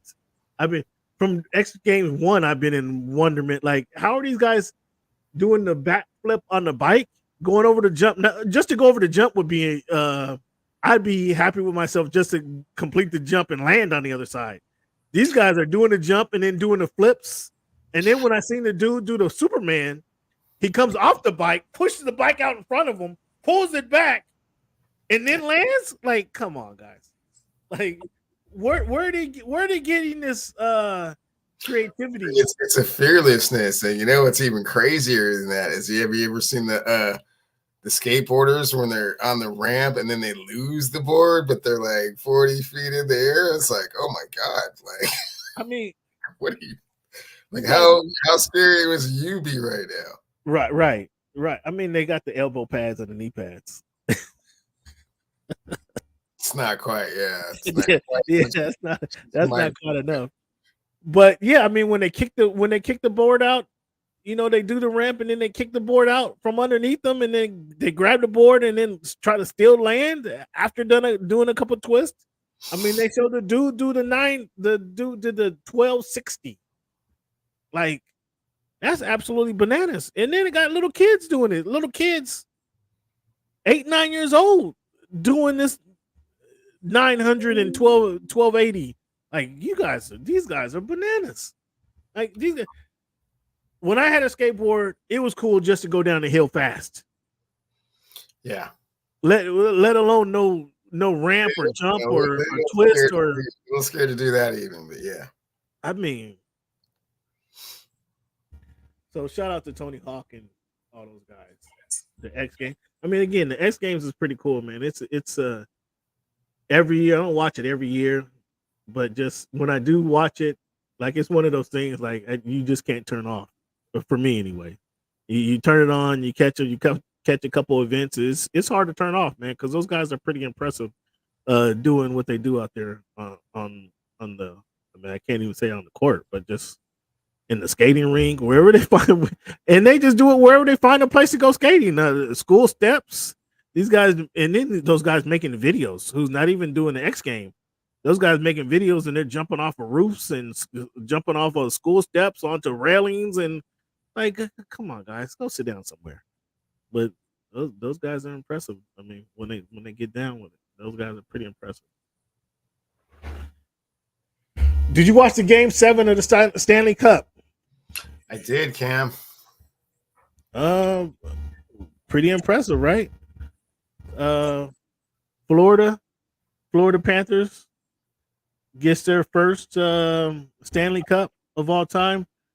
Are you okay with the playoff MVP winner coming from a losing team? I'm okay with the fact that it is subjective enough to say who was the best player in the series. I do think it's a little bit odd that it is so subjective that it's not selected from the winner necessarily. But I mean, obviously there have been, if you look at other, sports per se, there have probably been some times when the player from the other team actually maybe, was more impactful or had a better overall series than someone from the winner. But Connor, yeah, it's a little different. McDavid, he broke Gretzky's assist record in the playoffs, but in the last 2 games he didn't score a goal. I don't watch enough to say he's not the best in the game, but the talk is that he's the best in the game. But if you don't score a goal in the last 2 games, well, I mean, really the game, and so that's probably why there was a little bit of a slant towards it. And let us not forget that Florida lost 3 games in a row to even force the Game 7, right? So no one was necessarily all that dominant on their side either. I was just kind of trying to think of an example in hoop where we can kind of have Jerry West won it he won the Finals MVP on the losing team, if I remember correctly. But we didn't see that. That hasn't had. That's not in modern time. That's not in modern time. But again, I say Connor McDavid, he didn't score a goal in their Game 5 win, or excuse me, their Game 6 win, or in Game 7. So I don't know. And it's kind of weird that that's a whole playoff. That's not the series. It's not the what you call it, Stanley Cup series. It's not just the finals, right? That's true as well. That's the whole series, which is like I don't know about that. I don't know. That's weird. We're not now. Whatever happened before that, I can understand that going to in the championship game that might go to a losing player. I could see that, but in the Stanley Cup Finals, that I don't know. It seems like that has to go to the winner. That has to go to a winning team, in my opinion. Although I don't watch enough golf. I don't watch enough hockey to really be passionate either way. But it just seems kind of odd. The Olympics, we got the Olympics all obviously coming up this summer. Were you watching the Olympic trials? You watch any Olympic trials? A little bit of the track and field. I did see Shakari. I did see Lyles. Yeah, you see the 16-year-old competing in the men's 400. I saw that he was competing. I didn't see how he ended up finishing. He's gonna be. I think he's gonna run 400 relay. I think he's gonna run the relay. He didn't win. He made it to the finals and kind of got washed up, but I think he's gonna run the relay. Um, you see the girl, what is it? The 800 champion fell and got eliminated. Tried to protest and she got eliminated. She's not running in the Olympics this year. Um, It's unfortunate. yeah, that's. I mean, they put a lot into the. It's wild that it comes down to this one final race, right? I think it was Wednesday or Thursday of last week. They had the race off where the two girls tied, and then they had to in swimming, and then they had to run. They had to swim one final race, and it was this is for the spot to go to the Olympics, That's and quite it sure. still came down to the 0.2 seconds and were neck and neck. And again, the girl who actually won was 0.2 seconds ahead of the other one. It was still like it was hard to determine, but that was pretty wild, man. They put a lot into 4 years of training and blood, sweat, and tears goes into this, and to not make it, boy, that's that's a long off season because the Olympics is every 4 years, right? It's not every year. It's you got to wait a long time to kind of rebound. And sometimes you can't rebound because it's you may be aged out. Here's somebody else is coming behind you. A lot can happen in 4 years, right? All type of things, within the course of someone's life can happen in between then. What's your favorite event? If you had to pick an Olympic event, what's your favorite event? Outside of hoop, it's track and field. Track and field. Boxing is boxing in there? I'm not a big fan of the amateur scoring and like the head gear and like the oversized gloves and kind of like how you win. And it's all points. It's all I've always kind of thought it was kind of fixed since the Roy Jones, got pencil whipped that one time. So right. Floyd Mayweather too. Floyd Mayweather got spanked. He got whipped too. Yeah. So I was like, okay, well, they do it. They do it different. Yeah. They shoot you serious, Why don't we see more Dan and Dave promotions? Like because of the Dan and Dave, because it didn't work because the one guy didn't make it. Yeah, it's got to be afterwards because they went so heavy. They went all in.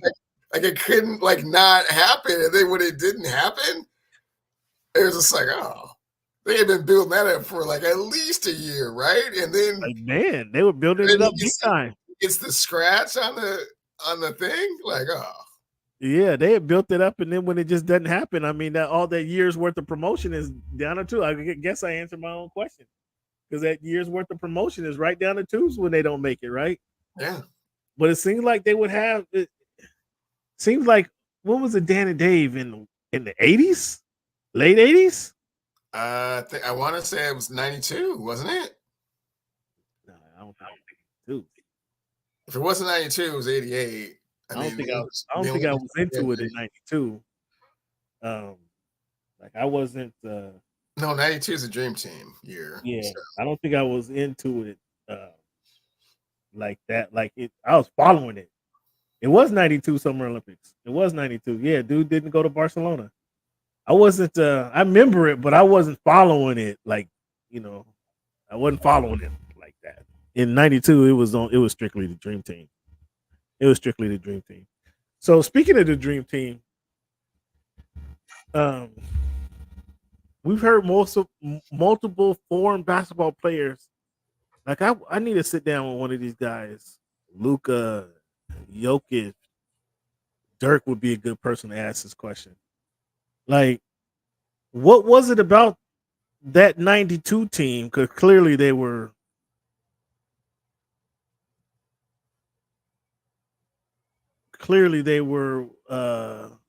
the best team America put out there, the best collection of basketball talent we've ever seen. There was that 92 team, right? We all agree on that. But what was it about that team that made those guys better? Did they sent them to the gym? Like they wanted to beat that team? Like what was it about that team that made you guys now go into the gym? All over the world. Because they sent that team to the Olympics so that all of the people that are watching the Olympics are focused on that one particular thing, right? If all these players are just playing in the NBA, nobody really cares about the NBA worldwide. But if you send them to the Olympics and everyone gets to see them, firsthand, and you're, you're in Germany, and so you're up at 3 o'clock in the morning watching the German team playing. You're watching Jordan and Pippen and Barkley and Ewing and Bird and Mullen and David Robinson and John Stockton, and you're watching the best of the best do their thing. It grows the game exponentially. You can see the effect of it. Well, that's what we blame it on. I'm curious as to were they studying those tapes to get better? I mean, that's what we say. That's an easy cop out. I don't think it's so much the study. I think it's more that they weren't aware of it, right? So it's like I guess the equivalent would be like if just the greatest team ever assembled for a World Cup, and then the World Cup was like right here in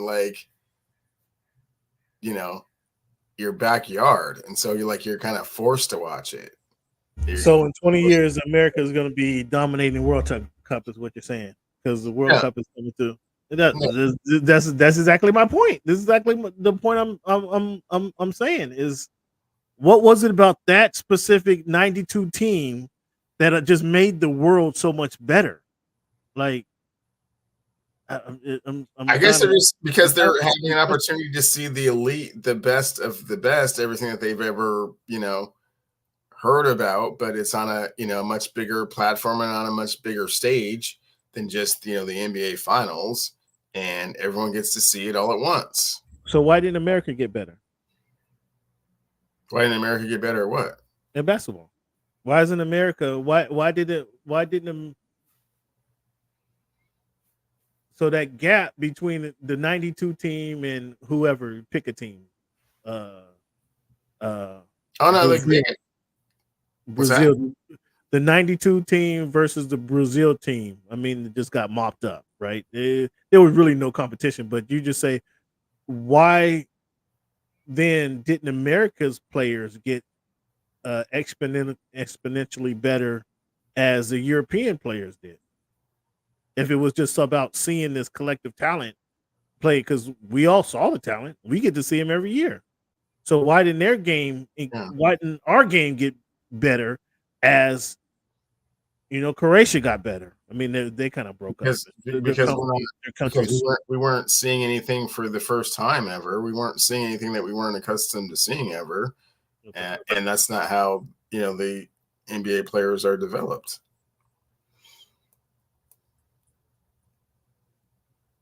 So obviously now the gap is narrow. Like Canadians have a strong team, right? Brazil has a strong team. Argentina, they got a strong team. Now all these guys are better, and it's not so much a walk in the park like the 92 team had a walk in the park when they literally went to go just play basketball and was just dominating everybody. Now American teams have to go over there and actually work. Now they have to put work in to get better. I'm just curious as to how everybody else got better, but Americans didn't get better. Do you understand the point I'm trying to make? I think to a certain extent. I don't think that those other countries have usurped or superseded what American players are capable of. I mean, I think this year may be the first year in quite some time that the gold medal is a little bit in jeopardy, and that's because France has an awfully good team and they're playing in France. So, but it's exposure. They get a chance to see other things. They get a chance to see what other players do, and They take it more seriously after that. You know, they start to emulate, and kind of that's all of a sudden they have like a look or a glimpse at something that they want to do. Whereas perhaps previously, all the games are, they're 12 hours away, behind or whatever, and it's just not that big of a thing. But if you send like the rock and roll stars out there, then all of a sudden everybody wants to be a rock and roll star. So let's say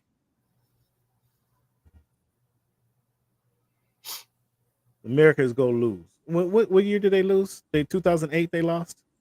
88 they lost. No, but they lost at 2008. Oh, right. The Allen Iverson team. That team sucks. 04. It was 04 they lost? Yeah. Oh, 2008 was the redeemed team, right? Right. So to my point exactly. 12 years later, the Americans got worse. Or excuse me, did they get worse, or did the rest of the world just get better? The rest of the world got better, and that was not a particularly elite team that they sent over. And they, Allen Iverson, Tim Duncan, Kobe Bryant. Was Kobe on that team? Sure. I don't remember the 04 team up and down. I just remember Larry Brown was coaching, and they got the bronze. So you put it. You sound like you put it all on Larry Brown. That's what it sounds like. You put it on. You can't put it all on a coach. That's what it sounds like. You put it all on Larry Brown right there. Larry Brown.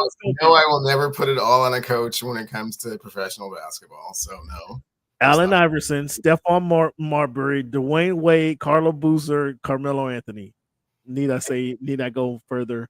LeBron James, Emeka Okafor, Sean Marion, Amari Stoudemire, Tim Duncan. Yes, this is a horrible team. Lamar Odom, Richard Jefferson.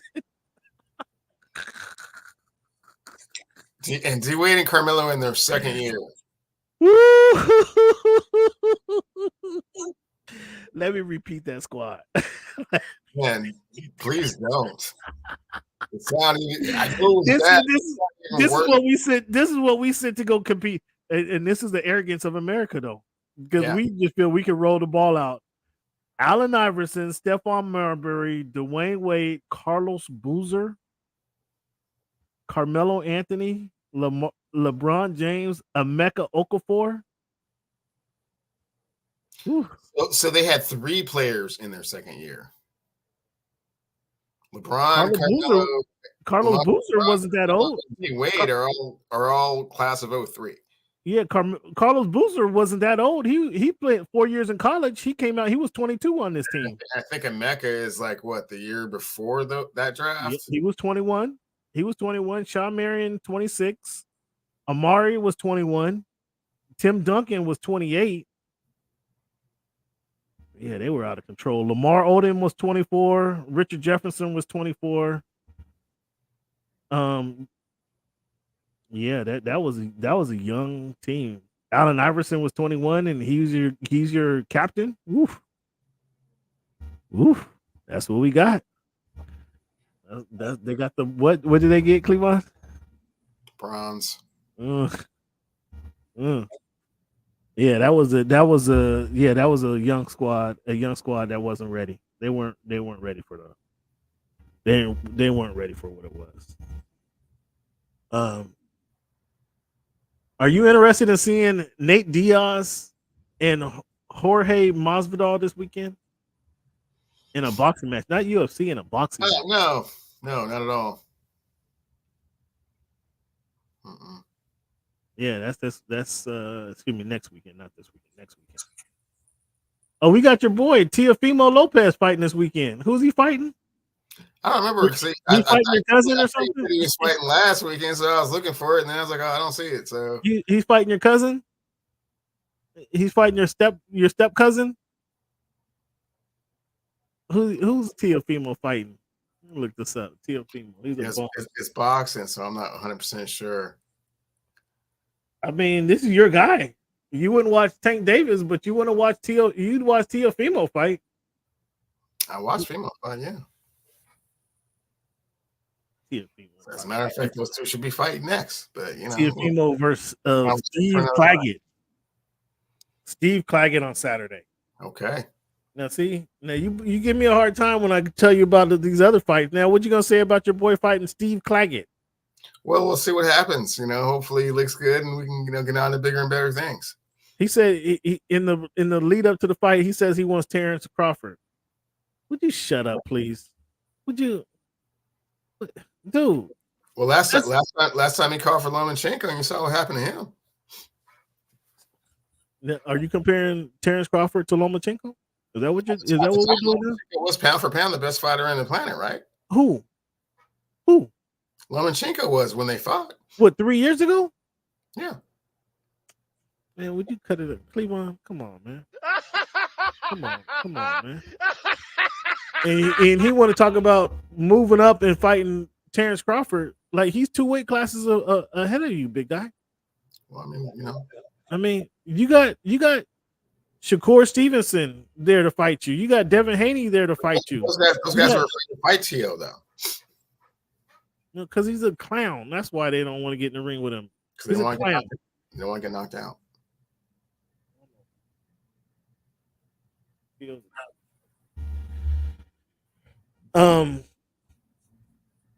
Shakur Stevenson fights not this weekend, but next weekend. You get to see him go to work. Keyshawn Davis, you get to see him go to work. Jerron Boots Ennis fights the weekend after that. You'll see him go to work. Mm-hmm. So you actually see some fighters coming up. This has not been a bad year for boxing, and Cleveland hasn't seen but one fight this all season long. Shame on you. So we talked about Connor McDavid not winning the championship, Cleveland. Who are the best athletes not to win a championship?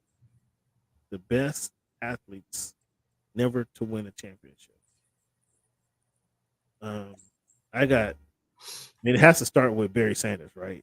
Dan Marino, King Griffey Jr., Charles Barkley. That's kind of, they have to be in anybody's top 4 or 5 list, right? Those guys. Barry Bonds is on that list. Barry Bonds make the top 5 like indisputable list of top guys to never win a championship. Because he's arguably the best player that's ever played baseball, and he never won a World Series. He was better than Ken Griffey? I think so. Ernie Banks, Ted Williams. Those guys are on there. Probably more baseball players than other sports. Typically, you kind of get to that point if you're legendary. Who did I name that is not on your list of the best players never to win a championship? You didn't mention Stockton or Malone. Stockton, actually, I got Stockton. I didn't mention Malone, but yeah, Karl Malone, I guess, right with John Stockton. Patrick Ewing, he won one in college. Does it count that he didn't win the NBA Finals? Yeah, college doesn't count. We're not counting college stuff. So, is Steve Nash on this list? No. So who we got? Barry Marino, Griffey, Charles Barkley, Barry Bonds, Ted Williams, Ernie Banks, Patrick Ewing, John Stockton. Who else belongs on this list? You should go Bud gets Gale Sayers if you want to take it way, way back. Yeah, Gale Sayers is good. Gale Sayers is great. Eric Dickerson, if you want to take it, way back. Earl Campbell, if you want to, take it a little bit further back. Eric Campbell's in that same category. The greatest, they weren't playing Super Bowls when Jim Brown played, so I guess that doesn't he count. won championship though. He won football championship. They weren't before the Super Bowl. Cleveland, the Rockies lose a game due to the pitcher not making the pitch clock. That fair or foul? It's fair. It's fair? You think that's fair? Come on, man. We didn't use a pitch count for 9 innings, 2 outs. You're gonna call the game because the pitcher don't get it out in 15 seconds, or what is it, 10 seconds, 10 or 15 seconds, whatever it is. You're gonna call it out. It's That's not called. that's It's not not called out. It's they get a that's not they fair. get a buzzer that goes off in their That's ears because that's not, time has expired. that's not, It's not even subjective. it. Come on, man. It is. It is when It's not subjective because Patrick Mahomes when they're not Patrick watching. Mahomes. No, umpires aren't watching the clock. They're looking at the plate to see if the pitch is a strike or not a strike. That's what I'm saying. Someone has to tell them whether the time is expired or not. They went past the time. Well, they know the rule. So when Patrick Mahomes is under center and he trying to run down the clock and then it goes to 0 and then he snaps the ball, with 0 on the clock. I mean, they don't stop the game and penalize him. Or when Giannis Antetokounmpo's at the free throw line and they say they have the 10 seconds. They do call a delay a game, don't they? Not in the crunch time, man. Not in the crunch time. When Giannis Antetokounmpo is in the playoffs at the free throw line and you're supposed to have 10 seconds and the whole stands is yelling, that's subjective. 1, 2, 3, 4, 5, 6, 7, 8, 9, 10. And now it's 11, 12, 13. Come on, man. You can't call a game on a pitch clock. You can't call a game on a pitch clock. I understand you want to speed up the game and you want to get the fans. You're trying to do it for TV time. But in the 9th inning, man, come on. We done already burnt the time. It's a 2-minute, 15-minute game. I understand. We got some extra time. We got extra 10 minutes to play the game. I understand your frustration, but hey, man, rules are rules. Oh man, I'd be hot. Oh man, I'd be hot. I'd be out there pulling up bases, kicking dirt on the ump. Oh boy, I'd be hot.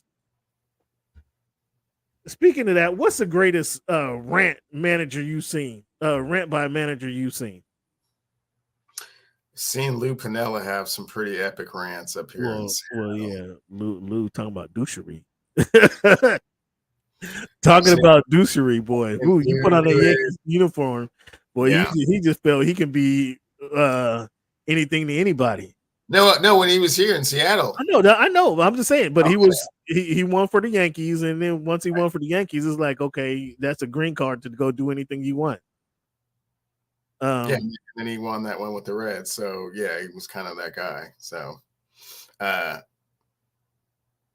know they've been bringing up like the Lloyd McClendon one kind of recently, where he's pulling the bases and walking off with him and stuff. I remember that dude. You remember that dude in the minor leagues that started like who dove in the second base? Yeah, started like he was in the military or something. Like that was crazy. Hey, they be good. They be doing some crazy stuff. Some of these managers be getting their money's worth. Sure. Some of the managers get their money's worth, man. But yeah, dude dove in the second base and then he went and kicked water. He kicked dirt on the first base and then he came out and poured water on the base and try to clean it. Yeah, they be doing a whole lot, man. They be doing a whole lot. But in a time like that, when the Rockies lose the game because of a pitch clock, oh my goodness, I'm going off. Like, yeah, you guys are gonna remember this one. You guys are, and don't try to walk off field like it ain't like it don't mean nothing. You might get the Gatorade bucket. I might get the Gatorade bucket because man, I'd be so hot, Cleveland, that they called the game on a pitch clock. My pitcher can't even get the ball off.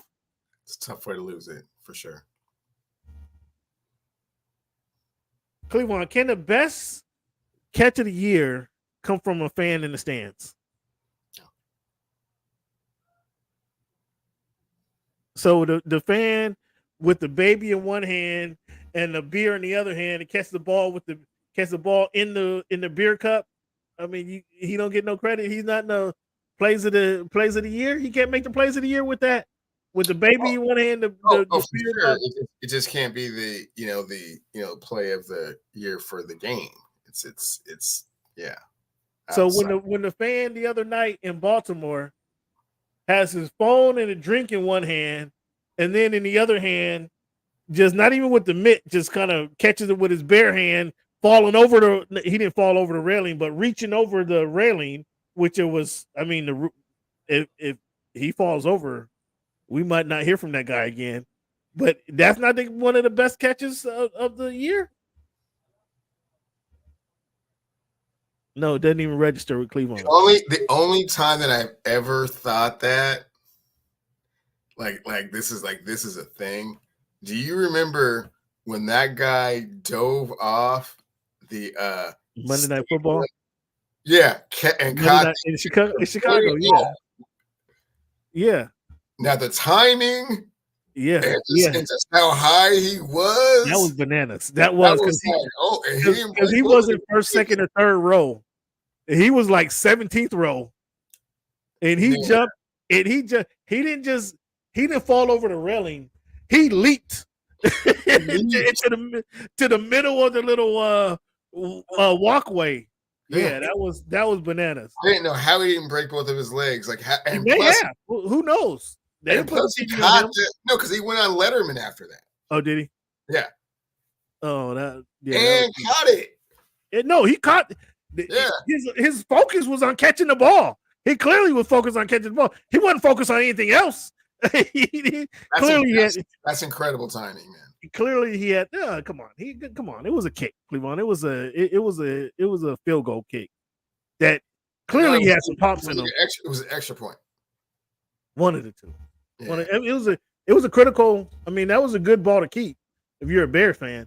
But yeah, clearly he had a couple adult beverages in him because that wasn't, that wasn't jumping from the rooftop. That wasn't jumping from about 12 feet up. Dude, he had to be 2 stories up because he was in like the 17th row, jumped over the railing. I mean, so you had to get some height just to get over the railing, right? Yeah. And then it wasn't like he jumped over the railing where he can catch the ball and grab himself and then come back. Like he jumped into the middle of the driveway to where he was going down, catch the ball, and I guess that stop, drop, and roll had to be what he was thinking. Let me catch this ball and then look for the ground. Like that was crazy. Like clearly he had some adult beverages in him that night. Cause I didn't know exactly what you're talking about. That was wild. That was wild. That was in Chicago. I remember that. Cold. Remember it was cold. Yeah, dude. Woo, that was a wild one. I mean, I'm not gonna bore you guys with Shohei stats right now. We wait till we get in the middle of the year but Shohei's killing it. If you guys don't know, Mookie Betts is out. The pitcher, his buddy is out. What would they go? Would they just go ahead and send old boy to the pasture? Clearly, he's not gonna quit. Number 22. What's my name? Clayton Kershaw. Just say Clayton, thanks, bro. Just say Clayton, thanks. No. What are they doing? I thought 4 years ago, they should have traded him. I thought they should have traded him. They won the World Series. That should have been his exit state left right then. Clay, we don't need you, bro. Just go ahead and thank you for the time well spent, bro. It's been real. Why is he hanging on? Why are they hanging on to Clayton Kershaw? Dodgers legend.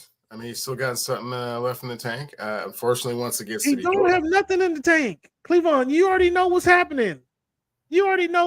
Come September, he's gonna have 2 or 3 good games, and they're gonna stick him out there when they're in a tight series, and the opposing team, the D-backs or the Padres, is gonna get 6 hits off of him and 3 home runs.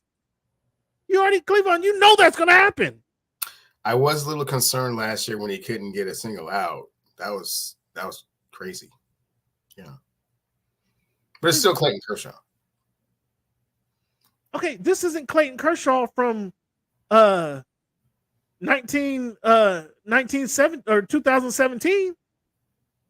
Like after they won the World Series, they should have. If you're gonna retire his jersey, hang it up right there. Like they could put the nameplates over the locker room. Take my man's nameplate off. Thanks, Clayton. I mean, what are they doing? I don't know what they're doing. I don't know. I thought he should have retired a few years ago. But he's hanging on.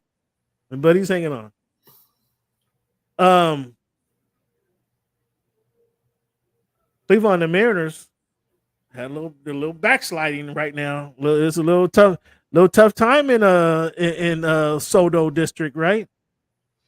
For sure. 46 and 37. They're down from 58% winning percentage to 55 winning percentage. Last week they were 8-2 in their last 10. Now they're 4-6. Cleveland, what's going on? Yeah, Cameron. This time we spoke last week, the division lead was 10 games, and that has been cut in half. So they're only up by 5 games, and Houston is coming on. Texas Rangers are getting healthier. Got Max Scherzer back. DeGrom is on his way very shortly. So excuses now. the top of that rotation, no excuses.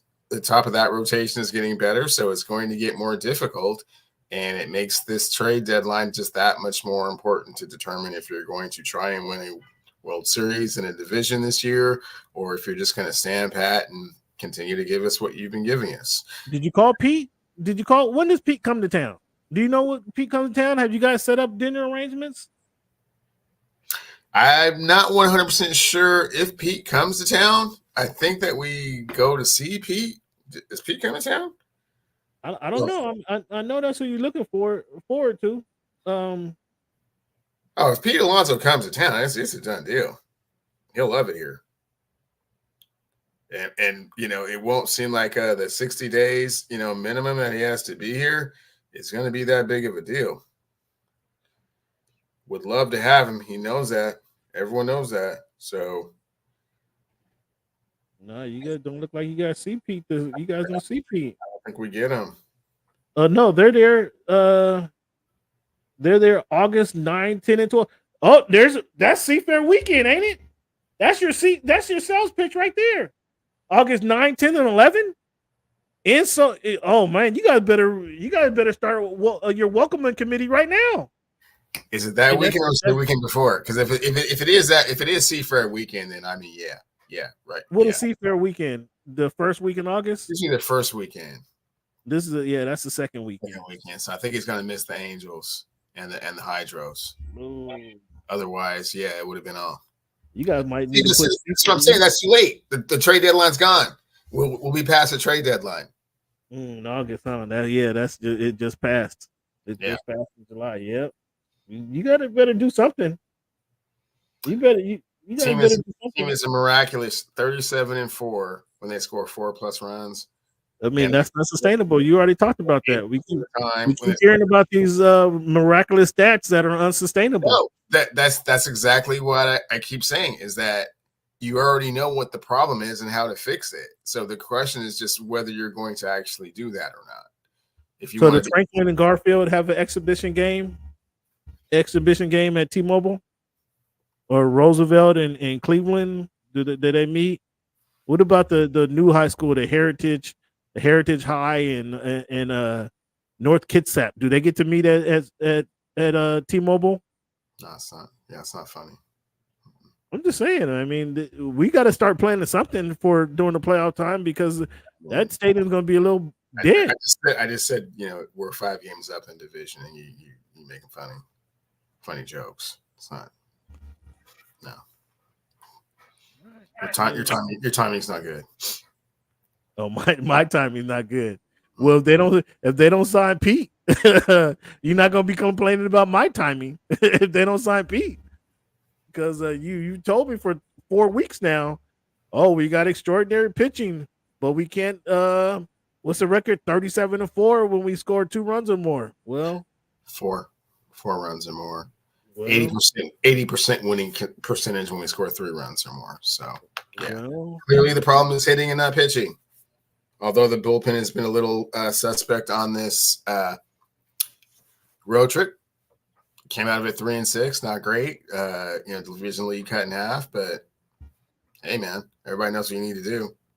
It's a question of whether you do it or not. Fans, I want to thank you guys for tuning in to the Voice of the Fans podcast tonight. Give yourself a round of applause for hanging with us. I apologize, fans, for being a little unnerved at the beginning of the show. He was salty, man. He didn't want to say it. He was salty. Just some things that transpired, man. I have a whole show rundown, and Yeah. I had to prep my conversation and be what the heck is NBA doing and letting this kid slide. And then 2 minutes before we go live, the Los Angeles Lakers make their draft pick. The best place he could have ever dreamed of coming to. Man, all of his dreams came true. It was well, beautiful. is him and Bronny competing for that 2-guard spot? No. I mean, because we know you guys got to take. You guys got that number 55 slot is already taken for. If you don't take Bronny at number 55, well, you're not gonna have it's gonna be a little saltiness in the camp.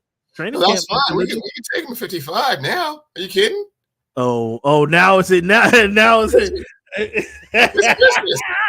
It's Christmas on June 26th. We already got the best shooter in the draft. Listen to it now. It don't matter. Yeah, Bronny, come on. It's a wash now anyway, huh? Oh my goodness. Oh, connect that fell to him. Oh my goodness gracious. Fans, I want to thank you guys for tuning in to the Voice of the Fans podcast. Let us know what you guys think of the show. Hit us up.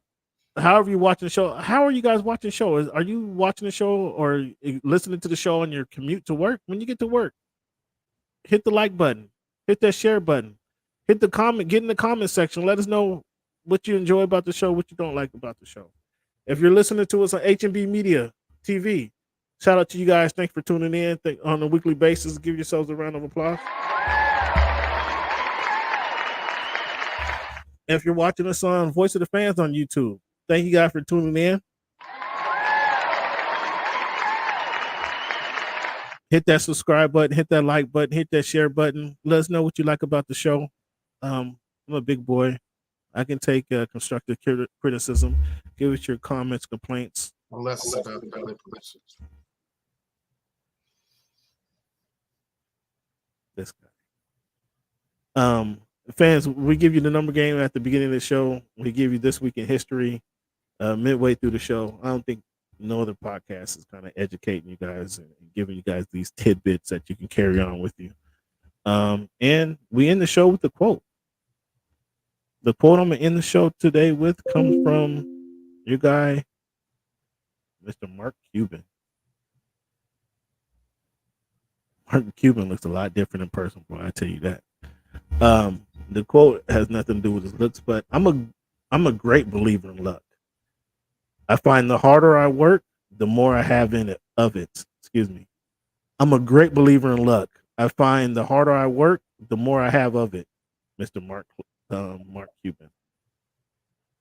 Again, fans, I want to thank you guys for tuning in. That's something that you guys can carry with you into work tomorrow.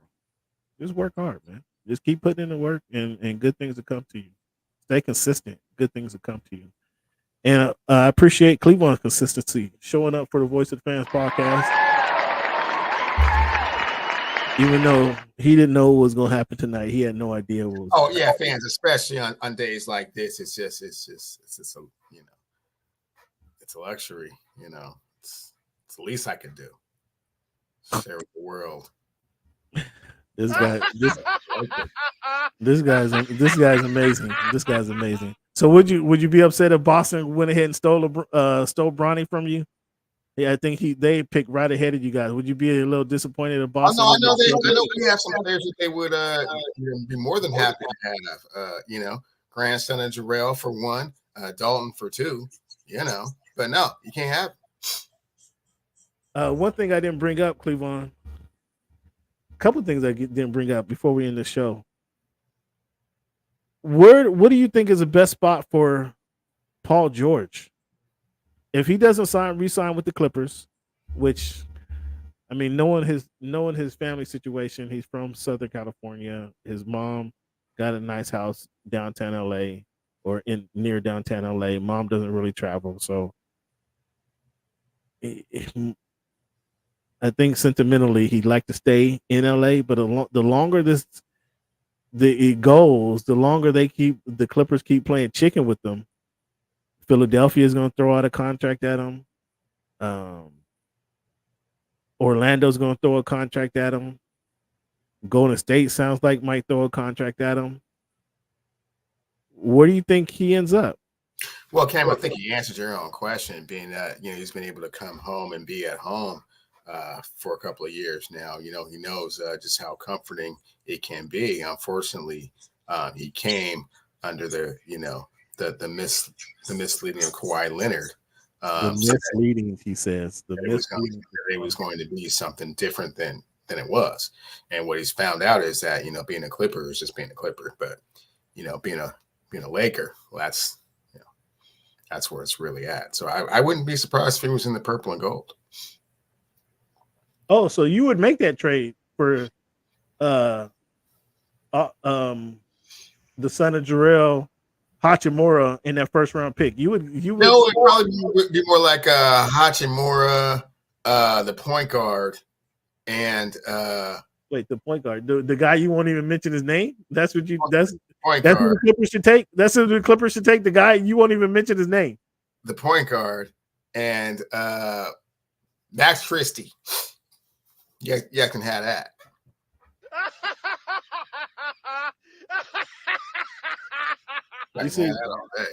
You see. So you just want to give the Clippers a bologna sandwich. The first round pick in 2030. 2030.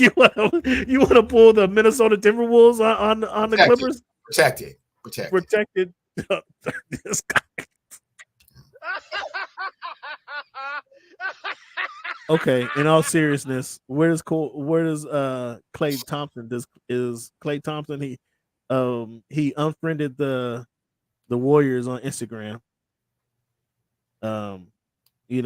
Nowadays, back in the days when we used to not like anybody anymore, we'd have to cut their picture out, cut their face off the picture. Remember that? And they nowadays they catch as unfriended people. Where does he end up? He is also quietly talked about putting on the purple and gold as well. So you see, okay, man. I'm gonna stop asking these questions because all of a sudden everybody needs to. All of a sudden, JJ Redick got everybody fitted for Lakers.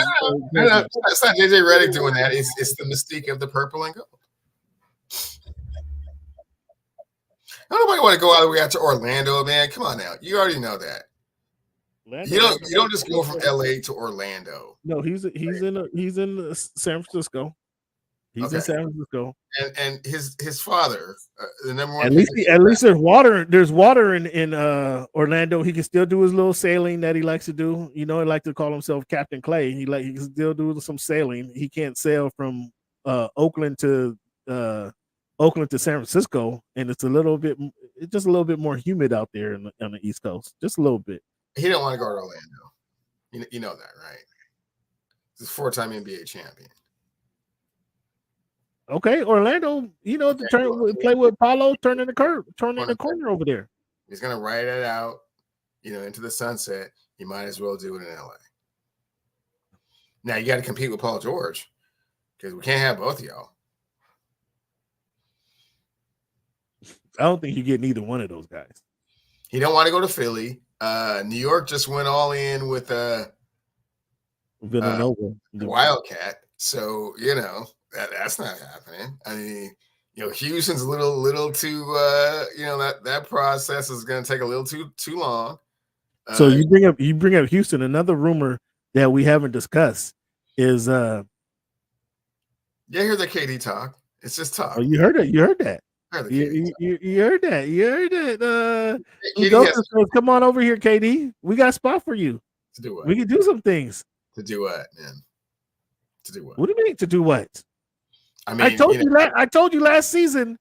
No, they had number 16 talent. They had 16 talent last season. To be in Houston has its own, extracurricular perks. That's fine. But as far as on the basketball court, no. You don't leave Phoenix to go to Houston. No. With a no trade clause in your contract? What's so great about Phoenix? They have at least a little bit of maturity. Scottsdale? Scottsdale? Come on. You leave Scottsdale to go to Houston. Stop it. Cut it out. You would leave Scottsdale to go to Houston. tomorrow. In Cut it out. In the Kevin Durant stage of my career, no. What is keeping you? What? Come on, you're not You're a leaving fixture in Scottsdale. Van Vliet and Jalen Fred Green VanVleet. and Well, one of the Jalen Green. Jalen Green. I mean, it might take Jalen Green and what's your boy Smith? What's my man Smith? I can't. I'm having a brain fart. yeah, Smith Jr. You know, come on, man. It might take that to get him over there. They're gonna have to. That team can't stay, and they can take Devin. What's the tough guy? What's the tough guy in Houston? It might take those three to go to Phoenix for them to get. You know what I'm talking about? Are you joking? Dylan Brooks, man. Dylan Brooks, yeah, tough guy. Yeah, next, no. It might take those three picks: Jalen Green, Dylan Brooks, and Smith Jr. Smith Jr. ain't been what we thought it would be, right? It might take that three to get KD. It's only been 2 years. Okay, has he lit it up? I don't think he's 21 years old yet, Cameron. Has he lit it up? Have you seen something? Have you seen something out of him that says All-Star? Years old just yet. Have you seen something out of him that says All-Star? For God's sake, he had to go back to the summer league this past season. Come on. He went back to the summer league before the regular season. I mean, damn. He lit up the summer league, and we get to the regular season, and it fizzled up. Yeah. He was like the little fireworks. The little fireworks that shoot off, and then huh? So your threshold of patience is not very long. Can we wait till they would have at least been a senior in college to make this decision? I mean, come on. You see what the NBA is doing right now? They're taking teenagers. That's the reason you got your guy Dalton today, because you see, because the rest of the league is taking teenagers. Well, that's so how long we gotta wait for for KD? Yeah, buddy, you're done. You see you. You grow with Devin Booker. You go out there and grow with Devin Booker and the other dude who give you some playing time because he's gonna stay hurt. Bradley Beal. Yeah, you can go play with those guys. Dylan Brooks and Jalen Green. Yeah, you guys keep growing over there because we're ready to win now. We're ready to win. Amen Thomas. They got the center. Alfareem Şengün. Yeah. KD, let's go. Let's go, KD. If you serious. Oh, and now Riley Shepard. Ooh. Yeah. That's enticing to revoke your no trade clause. Go play with those guys. What are they doing in Phoenix? What's in Phoenix? The only thing, if you were there, if he was in Phoenix 10 years in Phoenix, that might be a conversation. And he's in Scottsdale. Cleveland, I ask you again, you would leave Scottsdale for Houston tomorrow if you had the opportunity. Where would you rather work? Scottsdale or Houston? What would you rather get up and go to work? I would rather work in Houston, Texas. That's just okay. Enough said. Enough said right there. Ding, ding, ding, ding, ding. Kevin Durant, let's go. I think that might happen, man. I think you don't think that's going to happen? I mean, that's out there. It'll be interesting to see what happens, though. PG got to make a decision by this weekend. Okay. Does he opt in or does he opt out? I mean, I think the Clippers are just banking on him wanting to stay in LA. The Clippers are banking on that. Okay, that's fine. But I mean, are they so sure? Which team in LA he's going to stay with? Fans, thank you guys for tuning in to the Voice of the Fans podcast. this guy. Who else you want in wearing the purple and gold? You want to call Dwayne Wade? You want to bring him back? You want Butler? You want get Jimmy Butler in uniform? Jimmy gives a lot of heart, but not, maybe not the best place for him. DeMar, he was also at the Kendrick show as well. I don't know if you saw that. What you think? Because they're at the Kendrick show, now they want to play for the Lakers? Is that what that's? What they've always wanted to play for the Lakers. It's just the opportunity hasn't presented itself just yet. But now, I mean, goodness, I'm not sure Lonzo's going to play this year either. Although they did opt him in. Oh, you want Lonzo back now? Now you want Lonzo back? No, we'll give them, point guard we have right now, for tomorrow. What point guard? I don't know what you're talking about. The Laker point guard, the one that started last year. What's his name? Are you talking about Snitchy? All of a sudden, he won't even mention his name now. That's weird. That's weird. You don't even mention the guy's name, and you want somebody else just to take him off your hands. You won't even mention the guy's name, but you want somebody else to take him off your hands. Listen to you guys. Boy, I tell you what, you guys are something else. Fans, thank you guys for tuning in. Give yourselves a round of applause. And Cleveland, this is for you as we close out. Fans, as always, thank you guys for tuning in, and I want to say thank you for making our voice your choice.